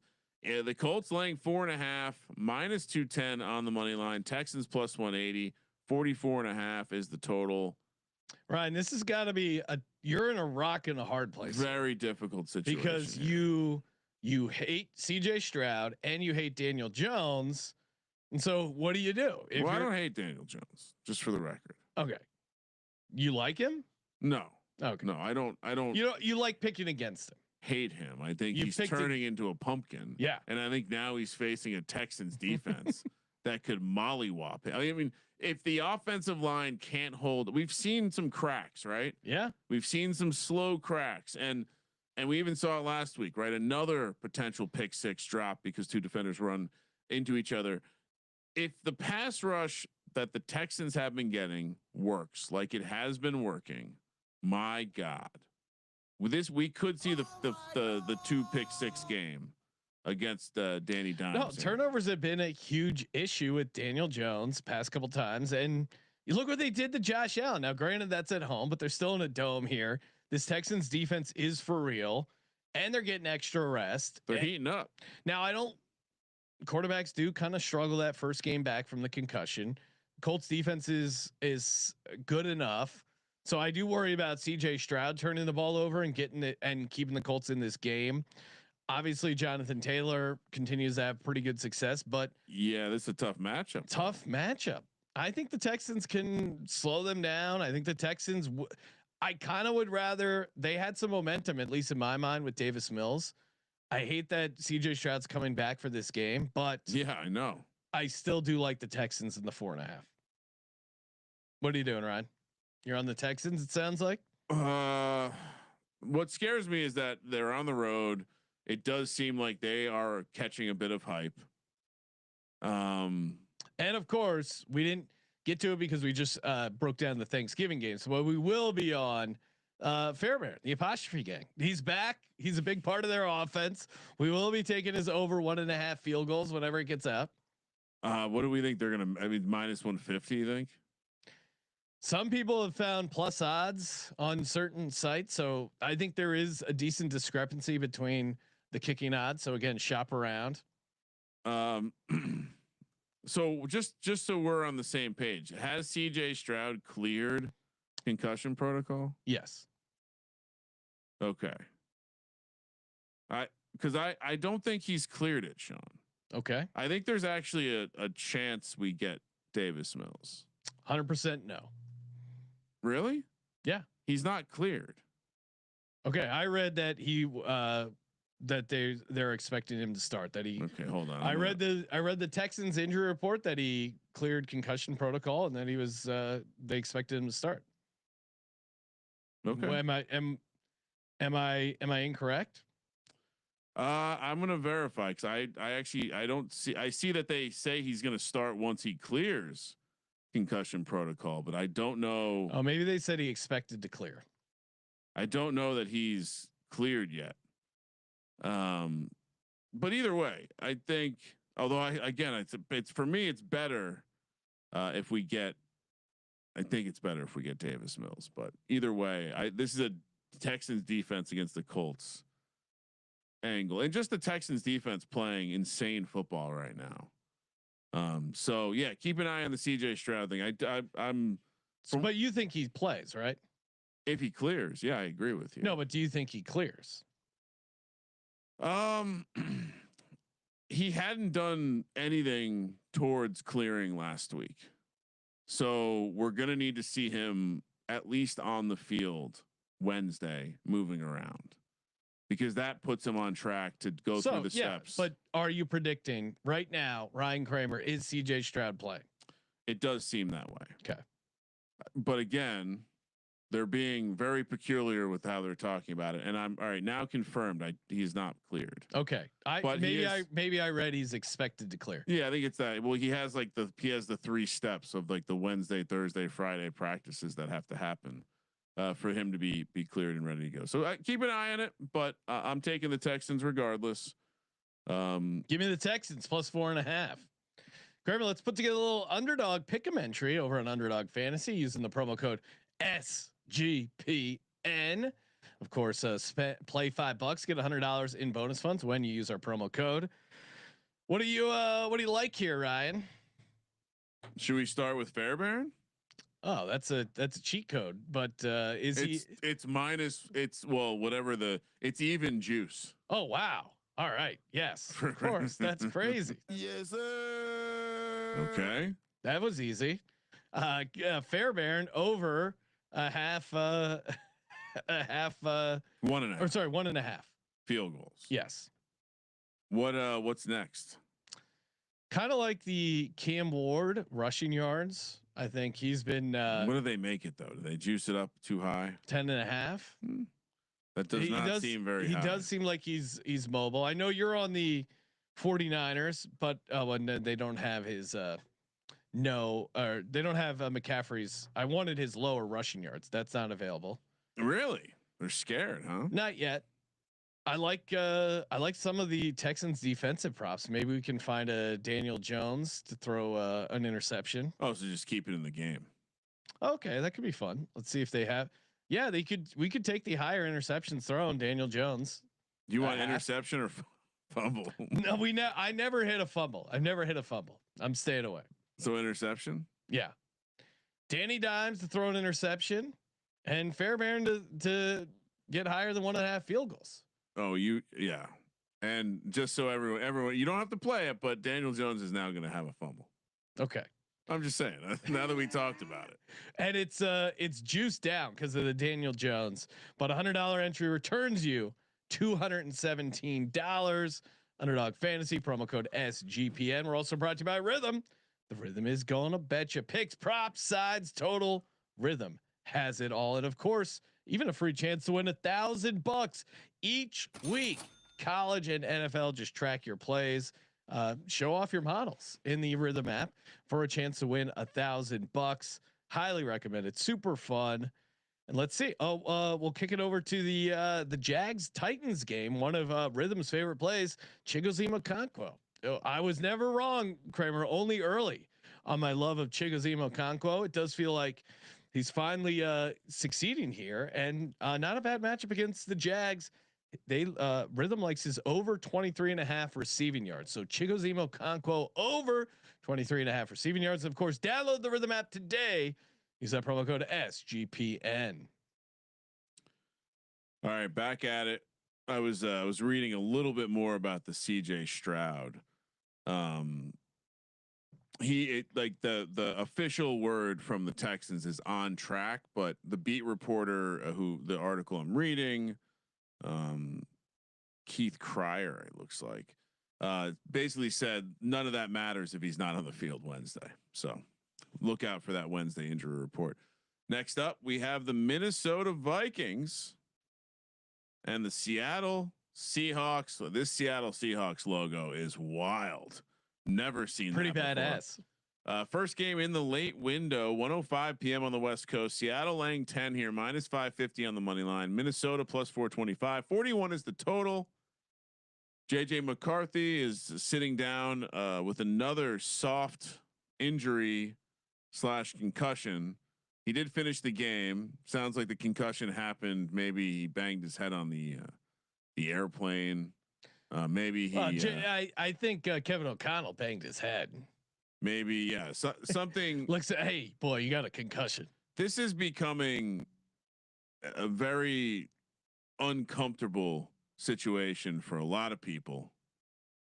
I think Minnesota Vikings have handled this about as poorly as you can handle it. Well, and on sitting him down for a second injury, where he finished the game, showed no signs of the injury, and now he's injured.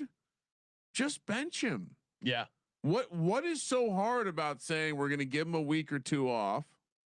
We're going to go with this other guy who, by the way, I mean, maybe you get the benefit of the doubt with the ankle injury, but now people are rightly calling this out because it did seem like they just didn't want to play him, and you see why. And they let an injured Carson Wentz almost die on the field. It does remind me of the Kirk Cousins quote about COVID. He goes, "If I die, I die." It was great. Now, I was saying this in the office earlier. I don't really, and maybe I'm wrong here, but I don't really remember such a quick jump to judgment about a player so short into his career. Again, I was on the Vikings. I've been JJ McCarthy skeptic. I went to war with the Vikings fans in the offseason. And I was on the Vikings last week with the idea of like, hey guys, he can't be that bad. Yep. This is a bounce back situation. I mean, 2 weeks. It's weird. The Packers had to do nothing, but he did go on the road and beat the Lions. Now, what the fuck happened there? So I think where he's at is probably somewhere in between. I think it's tough because But look at the defense he's facing this week. Maybe the best defense in the league. Well, JJ McCarthy's not facing him, but sorry, that off. Yes. Yeah. But like who are they getting instead? Who is the best defense maybe in the league getting instead? They're getting a guy who's 2 years removed from the FCS, Sean. Yeah. No disrespect. Shout out to the Greyhounds. No disrespect. They're the Greyhounds, right? That sounds wrong, but I thought maybe they are. And I was talking to our buddy Sauce, aka Kyle Kerms. Check out his YouTube channel; does a great show. I'm a guest, and we got some of the TCE guys on there as well. I was talking to Sauce about this game and just kind of his handle. He watches a bunch of college football as well. He was optimistic. He liked he was making a case for the Vikings and the 10 points, and he said, Ari Brosmer, I watched that dude go into the big house with no receivers and an injured offensive line and piece Michigan went up and down the field and twice in the fourth quarter. So, local kid playing for Minnesota pride. He was an All-American at the FCS level. Yeah. And then he transferred to a bigger school and was, again, Kevin O'Connell thought he was good enough to get drafted. The fact that they don't have a veteran behind JJ McCarthy is kind of crazy. I guess it was Wentz until he got knocked out as well. But even that was like a late ad. They were not planning for this at all. New Hampshire is the Wildcat, Sean. Just FYI. Oh, okay. What am I thinking? Greyhounds, but I don't know. All right, this is tough because Brosmer's obviously the complete unknown. I do like him. Maybe anytime touchdown. We'll see what his price is because it could be like 15-1. And quarterbacks making their first start who have had rushing touchdowns in college, I'm always going to be on. Definitely. But against this defense, Yeah, that's this the problem. is a disaster. It's a smash spot for Seattle, for Seattle's defense. Now, the problem is the locker room of Minnesota, right? They all were super pissed and didn't like JJ McCarthy, Ryan. And you talk about how do you lose a locker room? You don't play the best guys. And maybe the locker room knew that Brosmer was better. And that's part of the issues with JJ McCarthy. And maybe they get a little bump and maybe they backdoor this. The one thing we haven't mentioned is the Sam Darnold revenge game, which I think is real. I mean, Sam Darnold went 14-3, got this team into the playoffs. They had no problem shipping him out for this complete unknown JJ McCarthy. I think there's an element too. If you believe that Sam Darnold is an intelligent quarterback, which he's now displaying the capability, I think turn the ball over a ton, but yeah. I think that's part of their strategy. It's like we're taking shots. Yeah. But this was his, like, he went against this defense all last year. Yeah. And I think part of what Flores does to you is he confuses you. So having a slightly more intimate knowledge of his approach, certainly a positive. And I love a good underdog story, Sean, but Brosnan, I mean, undrafted quarterbacks don't usually like, we can probably make, the list isn't very long of undrafted guys who are winning games in the National Football League. So I don't know how you could, again, donkey play maybe, but Seattle laying 10 feels like a lot. I mean, Ryan, normally you don't mention the betting splits if it doesn't help your case, but you want me to bring it up? Yeah. What are the betting splits? Are the Vikings getting any action? Why am I not? Here we go. Seattle. All right. So 62-38, where the handle 75-25. So that to me would represent the profile at this point in the week of a team that's just obviously the better side to bet on. So a public side here. No, because there's plenty of games that have 75-25 splits on the hand or on the bets and the handle. I think not quite on that level, but yeah, I think it would be silly to expect anyone's going to bet the Vikings. And I would go further to say, I think this game almost certainly closes closer to 13 than 7. I think if you like Seattle, bet it now because 10's the best number you're going to get. Give me the Seahawks laying the 10. I'm with you. Like I said, maybe lock potential. The other thing we didn't really get into, but at some point you have to wonder about the offense. It's fine. You can point the finger and make everything about JJ McCarthy, but the run game hasn't been working at times. Even the play calling, it does. Like, is it possible that I saw Thor when he was trying, he's pointing the finger at KOC. He said Justin Jefferson needs to work on his drop rate. I mean, Jesus Christ. There is this talk about putting the horse before the cart. Yes, Justin Jefferson's probably missing some.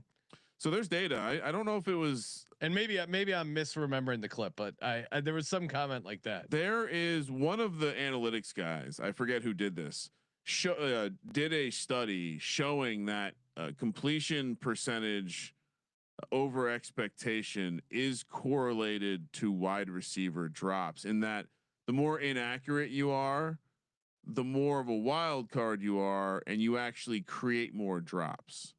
Now, maybe the correlation comes the other way because the drops create the worst quarterback, but I do think that looking at accuracy and wondering if inaccurate quarterbacks have more drops because the receivers have to deal with your fucking wild ass passes.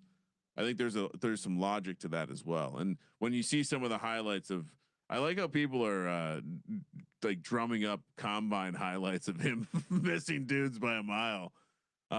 It's been very mean. And the best part is Connor Stalions like resurfacing as the White Knight to defend him JJ. and Thor are defending him to the grave.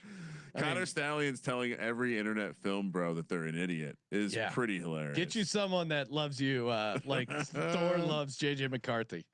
And hey, I get it. I defended Carson Wentz too long.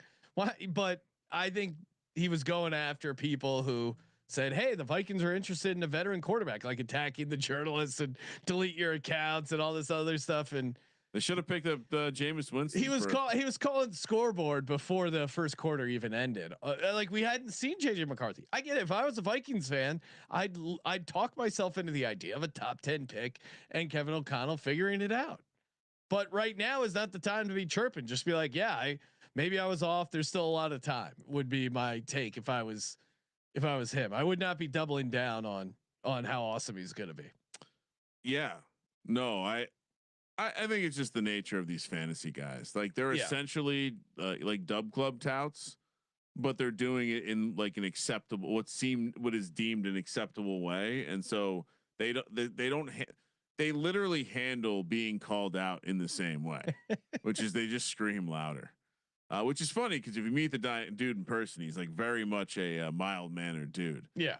Game number 2 in the late window, Buffalo Bills, Pittsburgh Steelers. Oh, this is a good old fashioned matchup here. Bills laying 3.5 on the road, -200 on the money line. Steelers +175. 47.5 is the total. Sean, I watched that Steelers team run the ball pretty effectively against the Bears last week. I can't help but imagine seeing the same thing this week against. Well, I was going to put say Gainwell or Warren or whoever's a hot hand. It seems like they've been liking Gainwell. Gainwell's looked good. Warren, I think Warren had 60 something as well. Yeah. They both kind of were. I mean, they combined for what 160. Yeah, I was going to suggest them as the as something to maybe put in the underdog play, and maybe it's Gainwell in the receiving game. I project that Aaron Rodgers will be playing in this game here. Okay. Now I like the Steelers here. Off a loss, back at home as a dog. That is the sweet spot. I dabbled with fading them last week as a dog, but that was a pretty obvious. They had a chance. That was pretty obvious Bears spot, and even with the defensive touchdown, couldn't get it home. But that was Mason Rudolph, and I highlighted that Mason Rudolph's going to turn the ball over and not play up to what Aaron Rodgers has been playing. Now, certainly it's not electric, but it's better than Mason Rudolph. So you get Aaron Rodgers back. You're at home. Now on the other side, this Bills team, who is coming off extra rest from the Thursday game, kind of desperate for a win. They're 7-4. They looked like it. You know, them playing Thursday almost benefits them here because they played like ass. But then we got to watch a whole weekend of football and forget. But has like what I said this when we broke down the Texans game. Look at the Bills on the road this year. Now that was part of my handicap against the Texans. They lost 23-19. Let's look at some of their other games. They lost the road game before that 30-13 to the Dolphins. Before that, they destroyed the Panthers and they put it on the Jets. But other than that, they have not looked good on the road. They lost to the Falcons as well. I just don't think this team is a weird mix, and maybe they get the cover, or sorry, maybe they get the win, but it's a field goal game. Yeah, right. The hook. Again, we're back to. And I know you're supposed to lay the 3.5, but we're back to a place where this is obvious. And even last week, the Steelers. Again, you look at a lot of the what the score should have been. You know, look at the box score, analyze the box score, don't watch the game. The Steelers win the game last week, and so they were an unlucky result for sure. I think we just go back and stick with Tomlin as a dog. I also think there's a real scenario that this Bills team is in a bad spot. The GM was talking about like the build. He was trying to explain to reporters like the build as if he was a best ball bro, talking about like why he has 4 tight ends on the roster. It's like, I mean, I think there's real concern. I mean, the Texans are not that good, and they made the Bills look foolish. Well, Dalton Kincaid, what do you think? Is he still? He's questionable. Again, we're doing this earlier on in the week. You don't get as much clarity, but I don't know if he goes. If he does, is he 100%? I don't. Yeah, I would say I don't have confidence that he's going to play. I think he's a critical piece. I don't think he was close last week. So, And then their other linebacker, Terrell Bernard. I think that could be a big injury if he's either not out there or not 100%.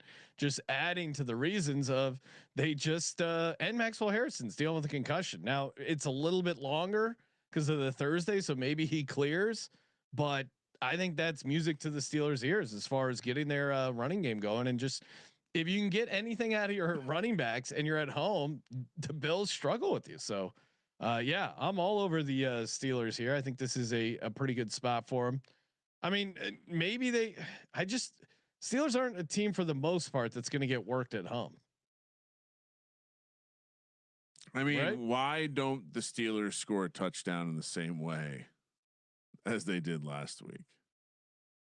What do you mean? The with the running backs and stuff? No, I'm saying defensively with like Josh Allen doing some wild ass shit. He's been all over the place. I think that his marriage, Ryan, he's maybe a little looser with the ball. Says football is not the most important thing in his life. That's dangerous. Give me the Steelers. Have we met plus 3.5? Have we met his wife yet? Who? Aaron Rodgers? Yeah.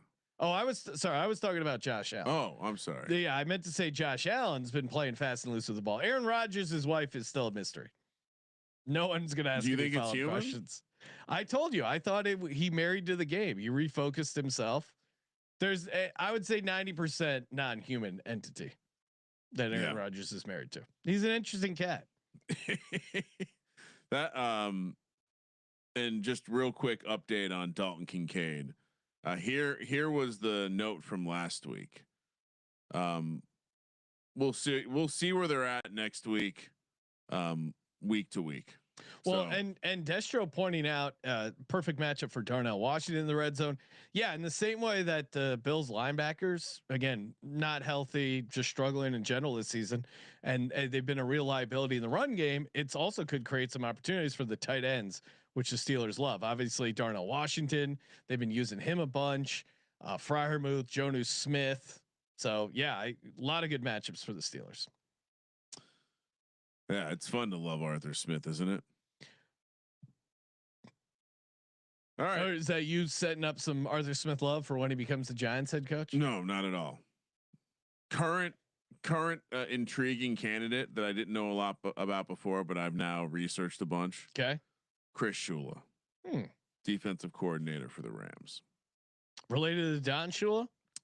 Yeah. I didn't explicitly confirm that. I did assume that he's in the Shula family tree. Shula's not named Don have not done well as head coaches. All the other Shulas have been offensive guys. This is a defensive guy. What? Comes with a McVay offensive system too. Oh, he knows McVay. He does. He's going to be a great head very coach. Closely. Game 3 in the late window, 1:25 p.m. on the West Coast. The Las Vegas Raiders head to Los Angeles to take on the Chargers, where they will be. Normally, they would be a home team. The Raiders are pretty bad this year, so I wonder where the team support is. Haven't heard as much Raider cries out in Vegas either. Raiders catching 9.5 plus 400 on the money line. Chargers minus 510. 41 is the total.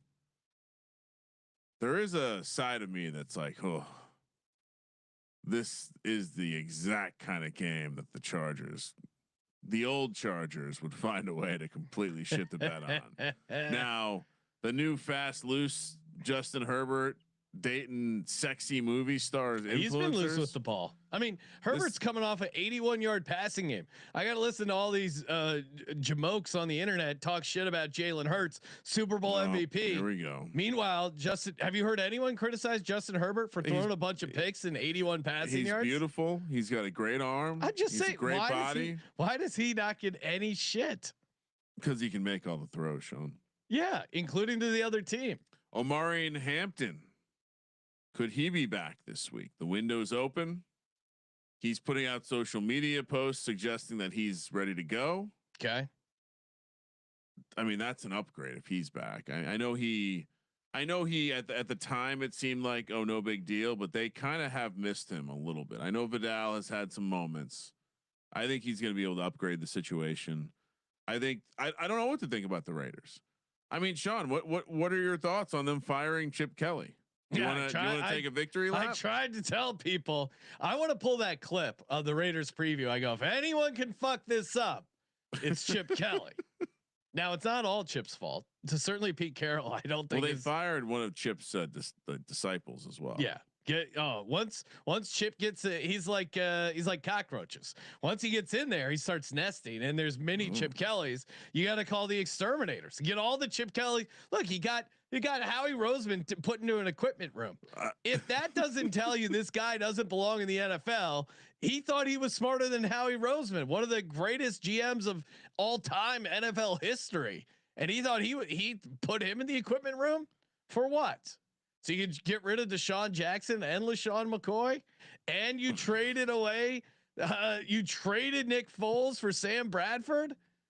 I mean, my God, this guy can't evaluate personnel to save his life. Clearly, he doesn't know shit about play calling in the modern NFL. But really, the biggest issue is their offensive line just really sucks. Ashton GT's banged up. Geno Smith is playing like ass. Now the issue is a secret home game for the Raiders. Yeah, no definitely. Chip Kelly. The problem is the Chargers are coming off an embarrassing loss. Can you trust the Chargers to lay 9.5 points? Raiders defense is pretty bad. What I wanted to take you. So we often guy gets fired. And it's like, okay, is this going to be a positive or a negative? We saw with the Titans. We're like, well, what the fuck, Mike McCoy? This guy already sucked. We know this guy sucked. Yeah. This isn't exciting.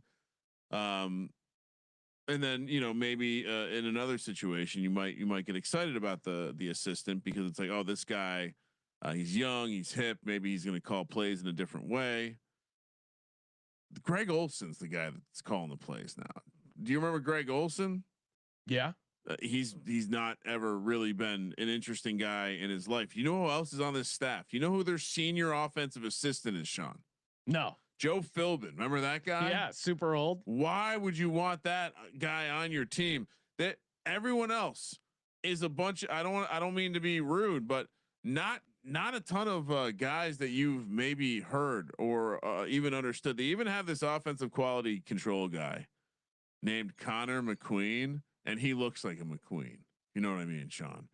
But yeah, I just don't. Where's the excitement coming from? Greg Olson? It's just that Chip Kelly's not there. But Chip Kelly's system is very Chip Kelly's system. So how much can you actually change? What's going to be different? As much as it's easy to kill Chip Kelly didn't get Geno Smith sacked 10 times.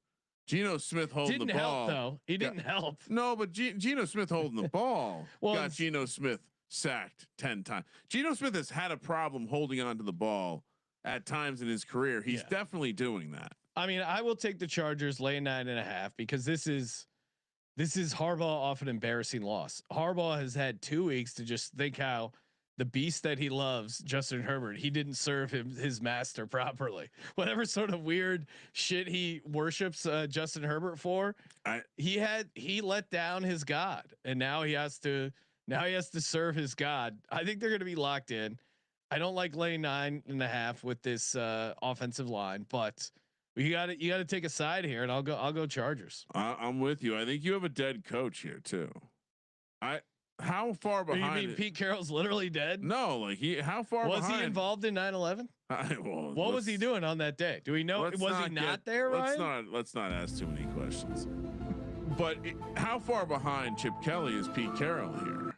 Yeah, to your point, the only thing that was key, you mentioned this earlier, that now that they have this influx of cash, they might be able to buy out bad coaches. That would be the only thing that keeps Pete Carroll around. Because it's in hindsight, it's crazy they won week 1 at New England, but this Raiders team is very bad. Tell me you heard quick sidebar on the Raiders. Tell me you heard the Antonio Pierce interview, or at least clips from the interview. No, with him talking about Shedeur Sanders.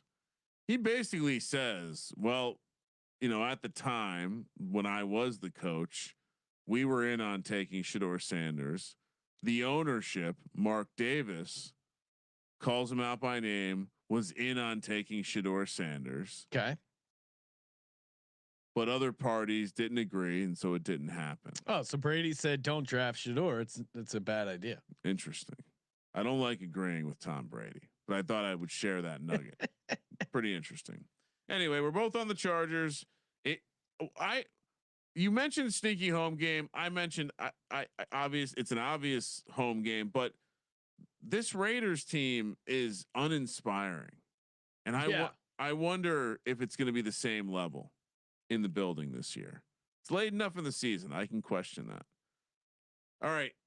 Sunday night football. Yeah, but the Raiders fans show up regardless of their team. You're right. They don't really care. Done up in it's their about makeup. the hang. It's about going to Michael's and getting those big foam balls for your shoulder pads. Sunday night football, Denver Broncos, Washington Commanders. I still remember where I was when Champ Bailey got traded for Clinton Portis. -4.5 for the Broncos on the road here. Now, was that in hindsight? That was like somewhat of an even trade, right? I mean, I think anytime you're getting an elite cornerback for a running back, but that was a time when running backs were valued for more, right? I guess we'd have to look at how did Portis do the rest. I mean, Portis was one of those fun Miami. Yeah, but it wasn't. I don't know. I guess in my head, and maybe I'm misremembering, it wasn't like a complete disaster. He had a bunch of good years with with Washington. Yeah. So then your argument, like, let's see, he had 1,300 yards. So this is in 2004 with the Skins. 1,315 yards. 15-16 the year after. 523. He was injured. 1262. 1487. What's crazy is he only made the Pro Bowl in 2008. Yeah. On the Commanders, and then but I still think from a positional situation, sure, but running backs were a little bit more valuable. I think the way the game was played. All right, Champ Bailey made the Pro Bowl basically every year but 1 year on the Broncos. He was all pro multiple years. He was second for defensive player of the year. They won the trade, but I don't think it was a complete disaster. Like they got But to your point, I think you probably would want the perennial Pro Bowl or all pro. Well, especially now when the game is more. Game's changed a little bit, but even back then, like he was having those guys was still critical because it allowed you to do everything else you needed to. All right, Denver laying 6.5 -280 on the money line. Commanders +235. 43.5 is the total. So this is a big number for Denver to be laying here on the road. I know the Commanders are dog shit. But Washington's 1-7 ATS is a dog. Denver's 2-5 ATS is a favorite. This is off the bye though. Yeah, they're both off the bye. That's true. Also true. And we've seen Washington in these spots where they close your eye. They're 0-2 in close your eye specials, Ryan. So even in dog spots where they should show up, they have not. Obviously, Jaden Daniels, I'm saying he's not going to play. He's not going to play. And Broncos continue to. They had that win against the Chiefs. Now they've been smelling themselves for 2 weeks. This is exactly the time not to bet Bo Nix as a non-conference road favorite. They play down to their competition all the time. I mean, look at that Raiders game. They only did what they needed to do to beat the Raiders. And why would this be different? That was at least a division game, and it's not like it was an inspired effort by the Raiders. The Broncos play down to their competition. As gross as it feels, I'm taking Washington +6.5, even though they've continued to let us down here as gamblers in what should be, hey, it's Sunday night football. This should be a get up spot. They continue to lay eggs. I will take them +6.5. Will the crowd be hyped?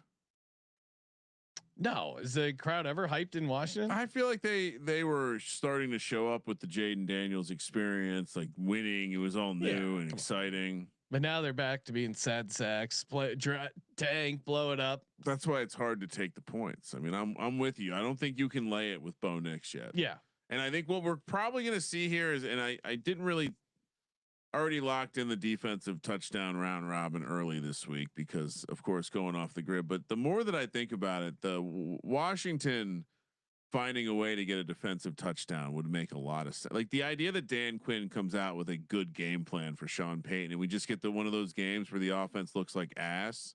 It's like I mean, they're with a bye, holiday weekend, big favorites. Everyone talks about how you beat the Chiefs. It's hard to get excited about this Skins game, I think, if you're the Broncos. So just to update your Jaden Daniels statement, Daniels will be on the practice field this week for the Commanders, although he has not yet been given clearance for contact. So I'm with you. I think everything about this number and everything else suggests this is a Mariota game. But just so you know, there's going to be reporting that Jaden Daniels is at practice. So interesting to see what it does to the number. All right, both going to grossly take the Commanders, Redskins football team. Which, by the way, you see how Colby finds the most interesting logos. Yes. Like he's part of some Facebook group that just shares cool, like it's like an Etsy page, but for people who like the Redskins. Brian, we got a question here from Matt in the chat. I feel like we must be getting a ton new viewers, listeners. Appreciate everyone telling a buddy because I've had to explain in the Spotify comments. Appreciate everyone checking in over there. Can you explain the Close Your Eyes special again? People ask, hey, is this a Close Your Eyes special? Oh, this has to be a Close Your Eyes special. It's a pretty simple formula. Friendly reminder for Matt and everyone else new. If the team underperforms the spread by 21 points and they are underdog the following week, that is the Close Your Eyes special. So a team like the Chargers, they underperformed the spread by 21 points week previous. This week they are not a underdog, so they would not qualify. Correct. Now this, the hypothetically. What do you mean hypothetically? No, I'm saying like in any sort of scenario where the step one is you have to get blown out. Yes. And not just blown out straight up, but blown out against the spread. I mean, to give you a perspective, we have had an average. What did I say? Let me pull up my notes. We have had an average, I think, of 12. What happened to our screen here, Sean? All right, I'm not going to look at my notes now. But okay, yeah, average of 15 over the last 5 years. So we've already had 12 this year. Yeah, no, crazy. And it's intended to be giving you the same vibe as like no one could possibly bet on this team. And you close your eyes because it's gross. You shouldn't have good justifying reasons to take a close your eyes special. That's kind of the other angle. And we say you go to church. Well, this year I think that's what it was. I started calling it going to church, and it's latched on. Another close your eyes special. Shedeur Sanders quarterbacking, and that no. See, now you're messing everyone up because they're gonna think that was an actual close your eyes special. It's not. Well, yeah, of course not. Okay. Just you don't want to watch him, so you want to close your eyes. Giants. Wow. What? Wait till the aunties get a hold of this clip, Brian. See you aunties, please. See you aunties. Call them by their correct name. Giants, Patriots in New England. Is the house of cards starting to collapse on Mike Vrabel? 5:15 p.m. on Monday. Giants catching 7.5 plus 310 on the money line. Patriots minus 380. 46.5 is the total because the left side of his offensive line is down. Yeah. Is the left guard definitely not playing? Will Campbell, I know, is out. The left guard seemed questionable. Sounds like he's not going to play. Okay. So you have a cluster injury on the left side of the offensive line. You have a quarterback that holds on to the ball too long. He also, by the way, had a hilariously bad pick six against the Bengals. He did. And you're going to get, well, I'll continue to say this. The offense hasn't been the problem. Jackson Dart's back. This is going to be electric. Has he cleared yet? You're right. He hasn't officially cleared yet. Well, just because you were a stickler with CJ Stroud, and I don't. Well, the NFL apparently called it in. He got. Well, why would the NFL not stop him here? Maybe they will. Okay. They could. To your point, you're right. I don't have that information. I do not know what the NFL is trying to do here. But I mean, I would like Jameis Ibuka and everyone else in the rookie class not doing shit. Jackson Dart just needs to play a couple games to cash me this Rookie of the Year ticket. Well, he needs to win a couple games. I think I honestly, Sean, with the way that the class has played, I think he is simply just be exciting. I'm with you. Winning games locks it up for him. But I think it could just be he's exciting. If you win offensive rookie of the year as a quarterback, that only won 2 games, I'd be extremely shocked. I agree with you, but what else is going around? No, they would give it to Ibuka. But he's kind of like Warren. He's kind of like fizzled off a little bit. Yeah, I think they would give it to Tyler Warren. Not according to the odds, but yeah, still have some weeks left. Well, I think you got to win some games. I agree, but right now, T-Mac plus 130, Ibuka plus 230, Dart 3-1, Warren 6-1. If Dart has a good game, his odds he will become the favorite by the end of the weekend. That's how it works. Sure. And, by the way, he will have a good game because you could throw the ball against this Patriots defense. If he beats the Patriots, he'll be the odds-on favorite. I don't think he's not going to become the offensive. I agree with your statement. Yeah. I'm saying that I think even in a scenario where he has an electric game and doesn't win, he still possibly becomes the favorite because Ibuka might be having Teddy Bridgewater throwing him the ball, and Bryce Young, as against you said, the Cardinals defense sucks. He didn't have a great game last week. We'll see. Yeah. I mean, he needs help. I mean, we know he certainly has not. But this is all hypothetical if Jackson Dart plays.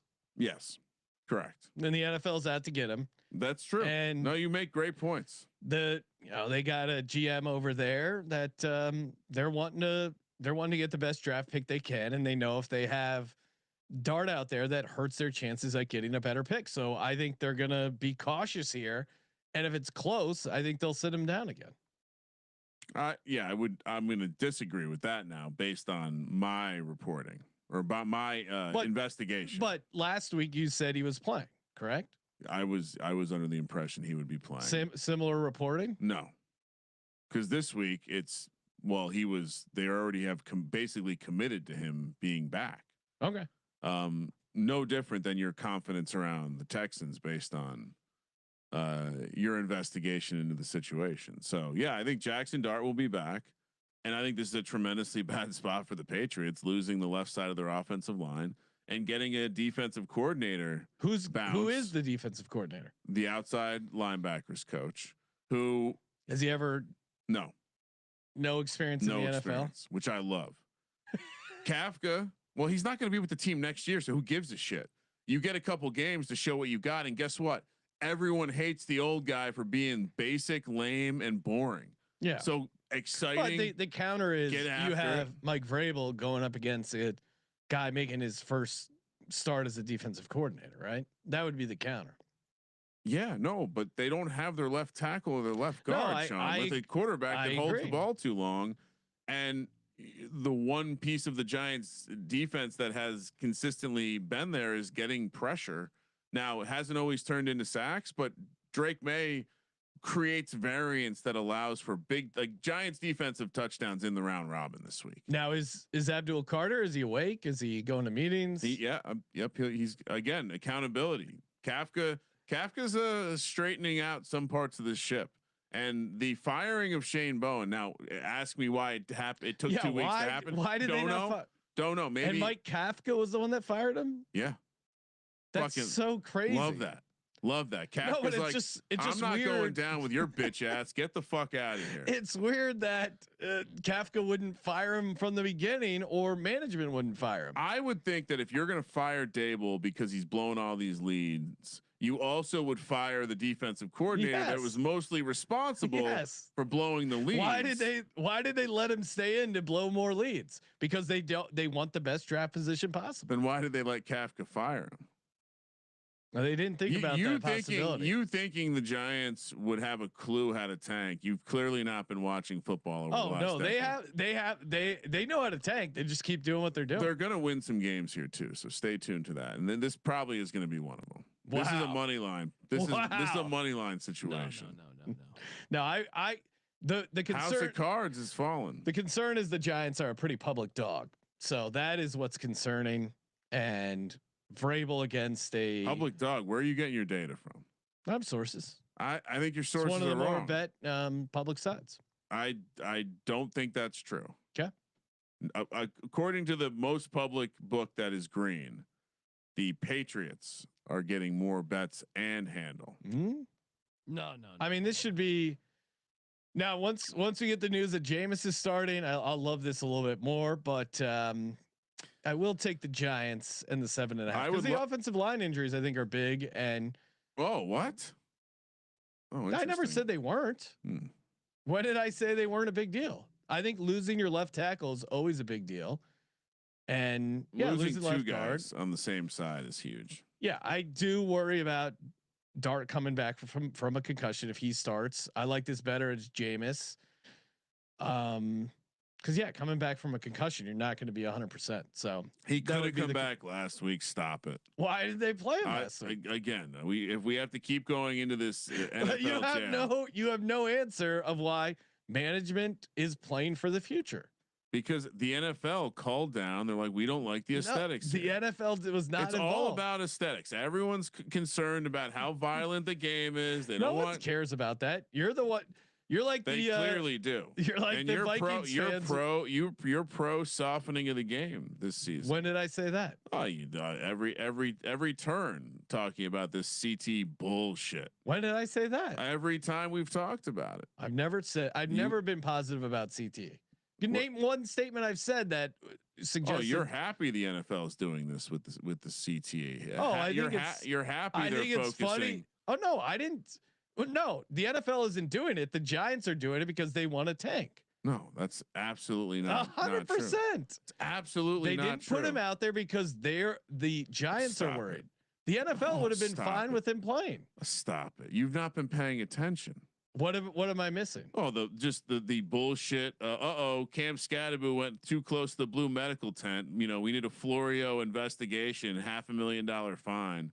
And then they force the quarterback to sit out an extra week because of the aesthetics of the situation. No, but it's very obvious. But the ownership was the one who made that call. The league was not involved in the decision. The league 100% was involved in the decision, just like the league was involved in the decision to try to ban the tush push, Sean. Just like that's a completely different thing. It's not completely different. It's exactly the same. What? So the league office called the ownership and said, "Don't play him this week." They gave him a huge punishment. As part of that punishment, clearly they came back and said, "Hey, by the way, sit him out another week. We don't like the way it looks." And what are you basing that on? The clear reporting that 90% of the beat said this guy is on track to clear. And then all of a sudden he doesn't clear. No, because management didn't want him to play. If management didn't want there's leaks in the building, we would know that. It came down from the league office. All right. Even though there's no evidence suggesting that. There's plenty of evidence. Okay, show me some evidence. Circumstantial and the clear reporting of everyone who covers the team. I love how mad you get because they didn't want to play him. Oh, I'm not mad at all. Oh, you what do you mean? You've been railing on the league office for 5 minutes. Well, it's unfortunate that the league office has to get involved like this. And it's unfortunate that you have to fall for this fugazi reporting. So, all right. And you're spreading false narratives. No, I don't want this program to be seen as a fake news program. The Giants coaching staff wanted him to play. Management said, don't play him this week. Mike Kafka said it was disappointing. Yeah, that management told him they weren't playing. You're spelling it out there. The NFL, you mean? He said the NFL. He said it was disappointing. Right. There's again, you've third party gets involved. It was disappointing. You've not mentioned any reason. No, it's that third party that you can't clear without the third party neurological expert from the league office. No, that's not what happened with his clipboard. I will take the Giants plus 7.5 at the Pats. It's a baby fucking wheel, man. This is an obvious money line play, Sean. Just if you're looking for a dog. No, 100%. What do you mean? Giants hurt their draft pick. That would be something they would do. Drake May having a horrible game. If Jameis is playing on Monday, I'll consider a money line. And Vrabel is a fake ass coach. Jameis winning in New England, count me in. Kramer, give us 3 locks, a dog, and a tease. What happened to the 2 locks and a bonus lock? Okay. Give me 2 locks, a bonus lock, a dog, and a tease. Keep the nomenclature correct. Let's see. Lock number 1. I did kind of allude to the fact that there was a number of games that were definitely locks. I think I'm going to avoid locking up anything on Thanksgiving. Been good about keeping Thursday off the card. Although a couple of weeks I felt like I have regretted a little bit, but I think this think this Rams game should be like 13, 14 points. Okay. The other one that I really like. Is that a lock? Yeah, the Rams. Okay. Well, right. You don't say I'm locking up the Rams. Well, you asked me for 3 locks. I started by saying the Rams should be 13 or 14 points. Yeah, but you didn't say you're locking them up. It sounds like you're having a conversation. Are a lock. Okay. Laying the 10.5 points. Thank you for your clarity. Lock number 2. You're out of your mind if you don't think Sam Darnold and this Seahawks team is going to wax the Vikings. I'm laying double digits twice this week. Lock number 3. I was going to say the return. No, Jets plus 2.5 stood out from the beginning as a bad one. I'm fading the Falcons again. It's definitely not reactionary to what happened last week against the Saints. Dog. Giants plus 310 on the money line. Oh wow, you finally took him as a dog. I'm telling you, they're winning this week. Okay. I like calling your shot. Commanders plus 12.5. Oh. No, dangerous. That's I'm on Washington. I'm not teasing them. Jags minus 0.5. Texans plus 10.5. Your love of the Jags just gets me every time. All right, for me, it's simple. Lock it up. Steelers field goal game. Give me the Steelers plus 3.5. Lock it up. Rams laying the 10.5. Give me the Cincinnati Bengals as a dog. Yeah, that would be a lock if I was going to play Thursday. Plus 7. This Ravens team, they're just kind of meh. And I think you get a highly motivated Bengals team. And for my money line dog, give me the Houston Texans. I like them plus 4.5, but I think they go in and the demise of Danny Dimes continues here. So I think this is a good spot for him. For my teas, give me Seattle down to 4.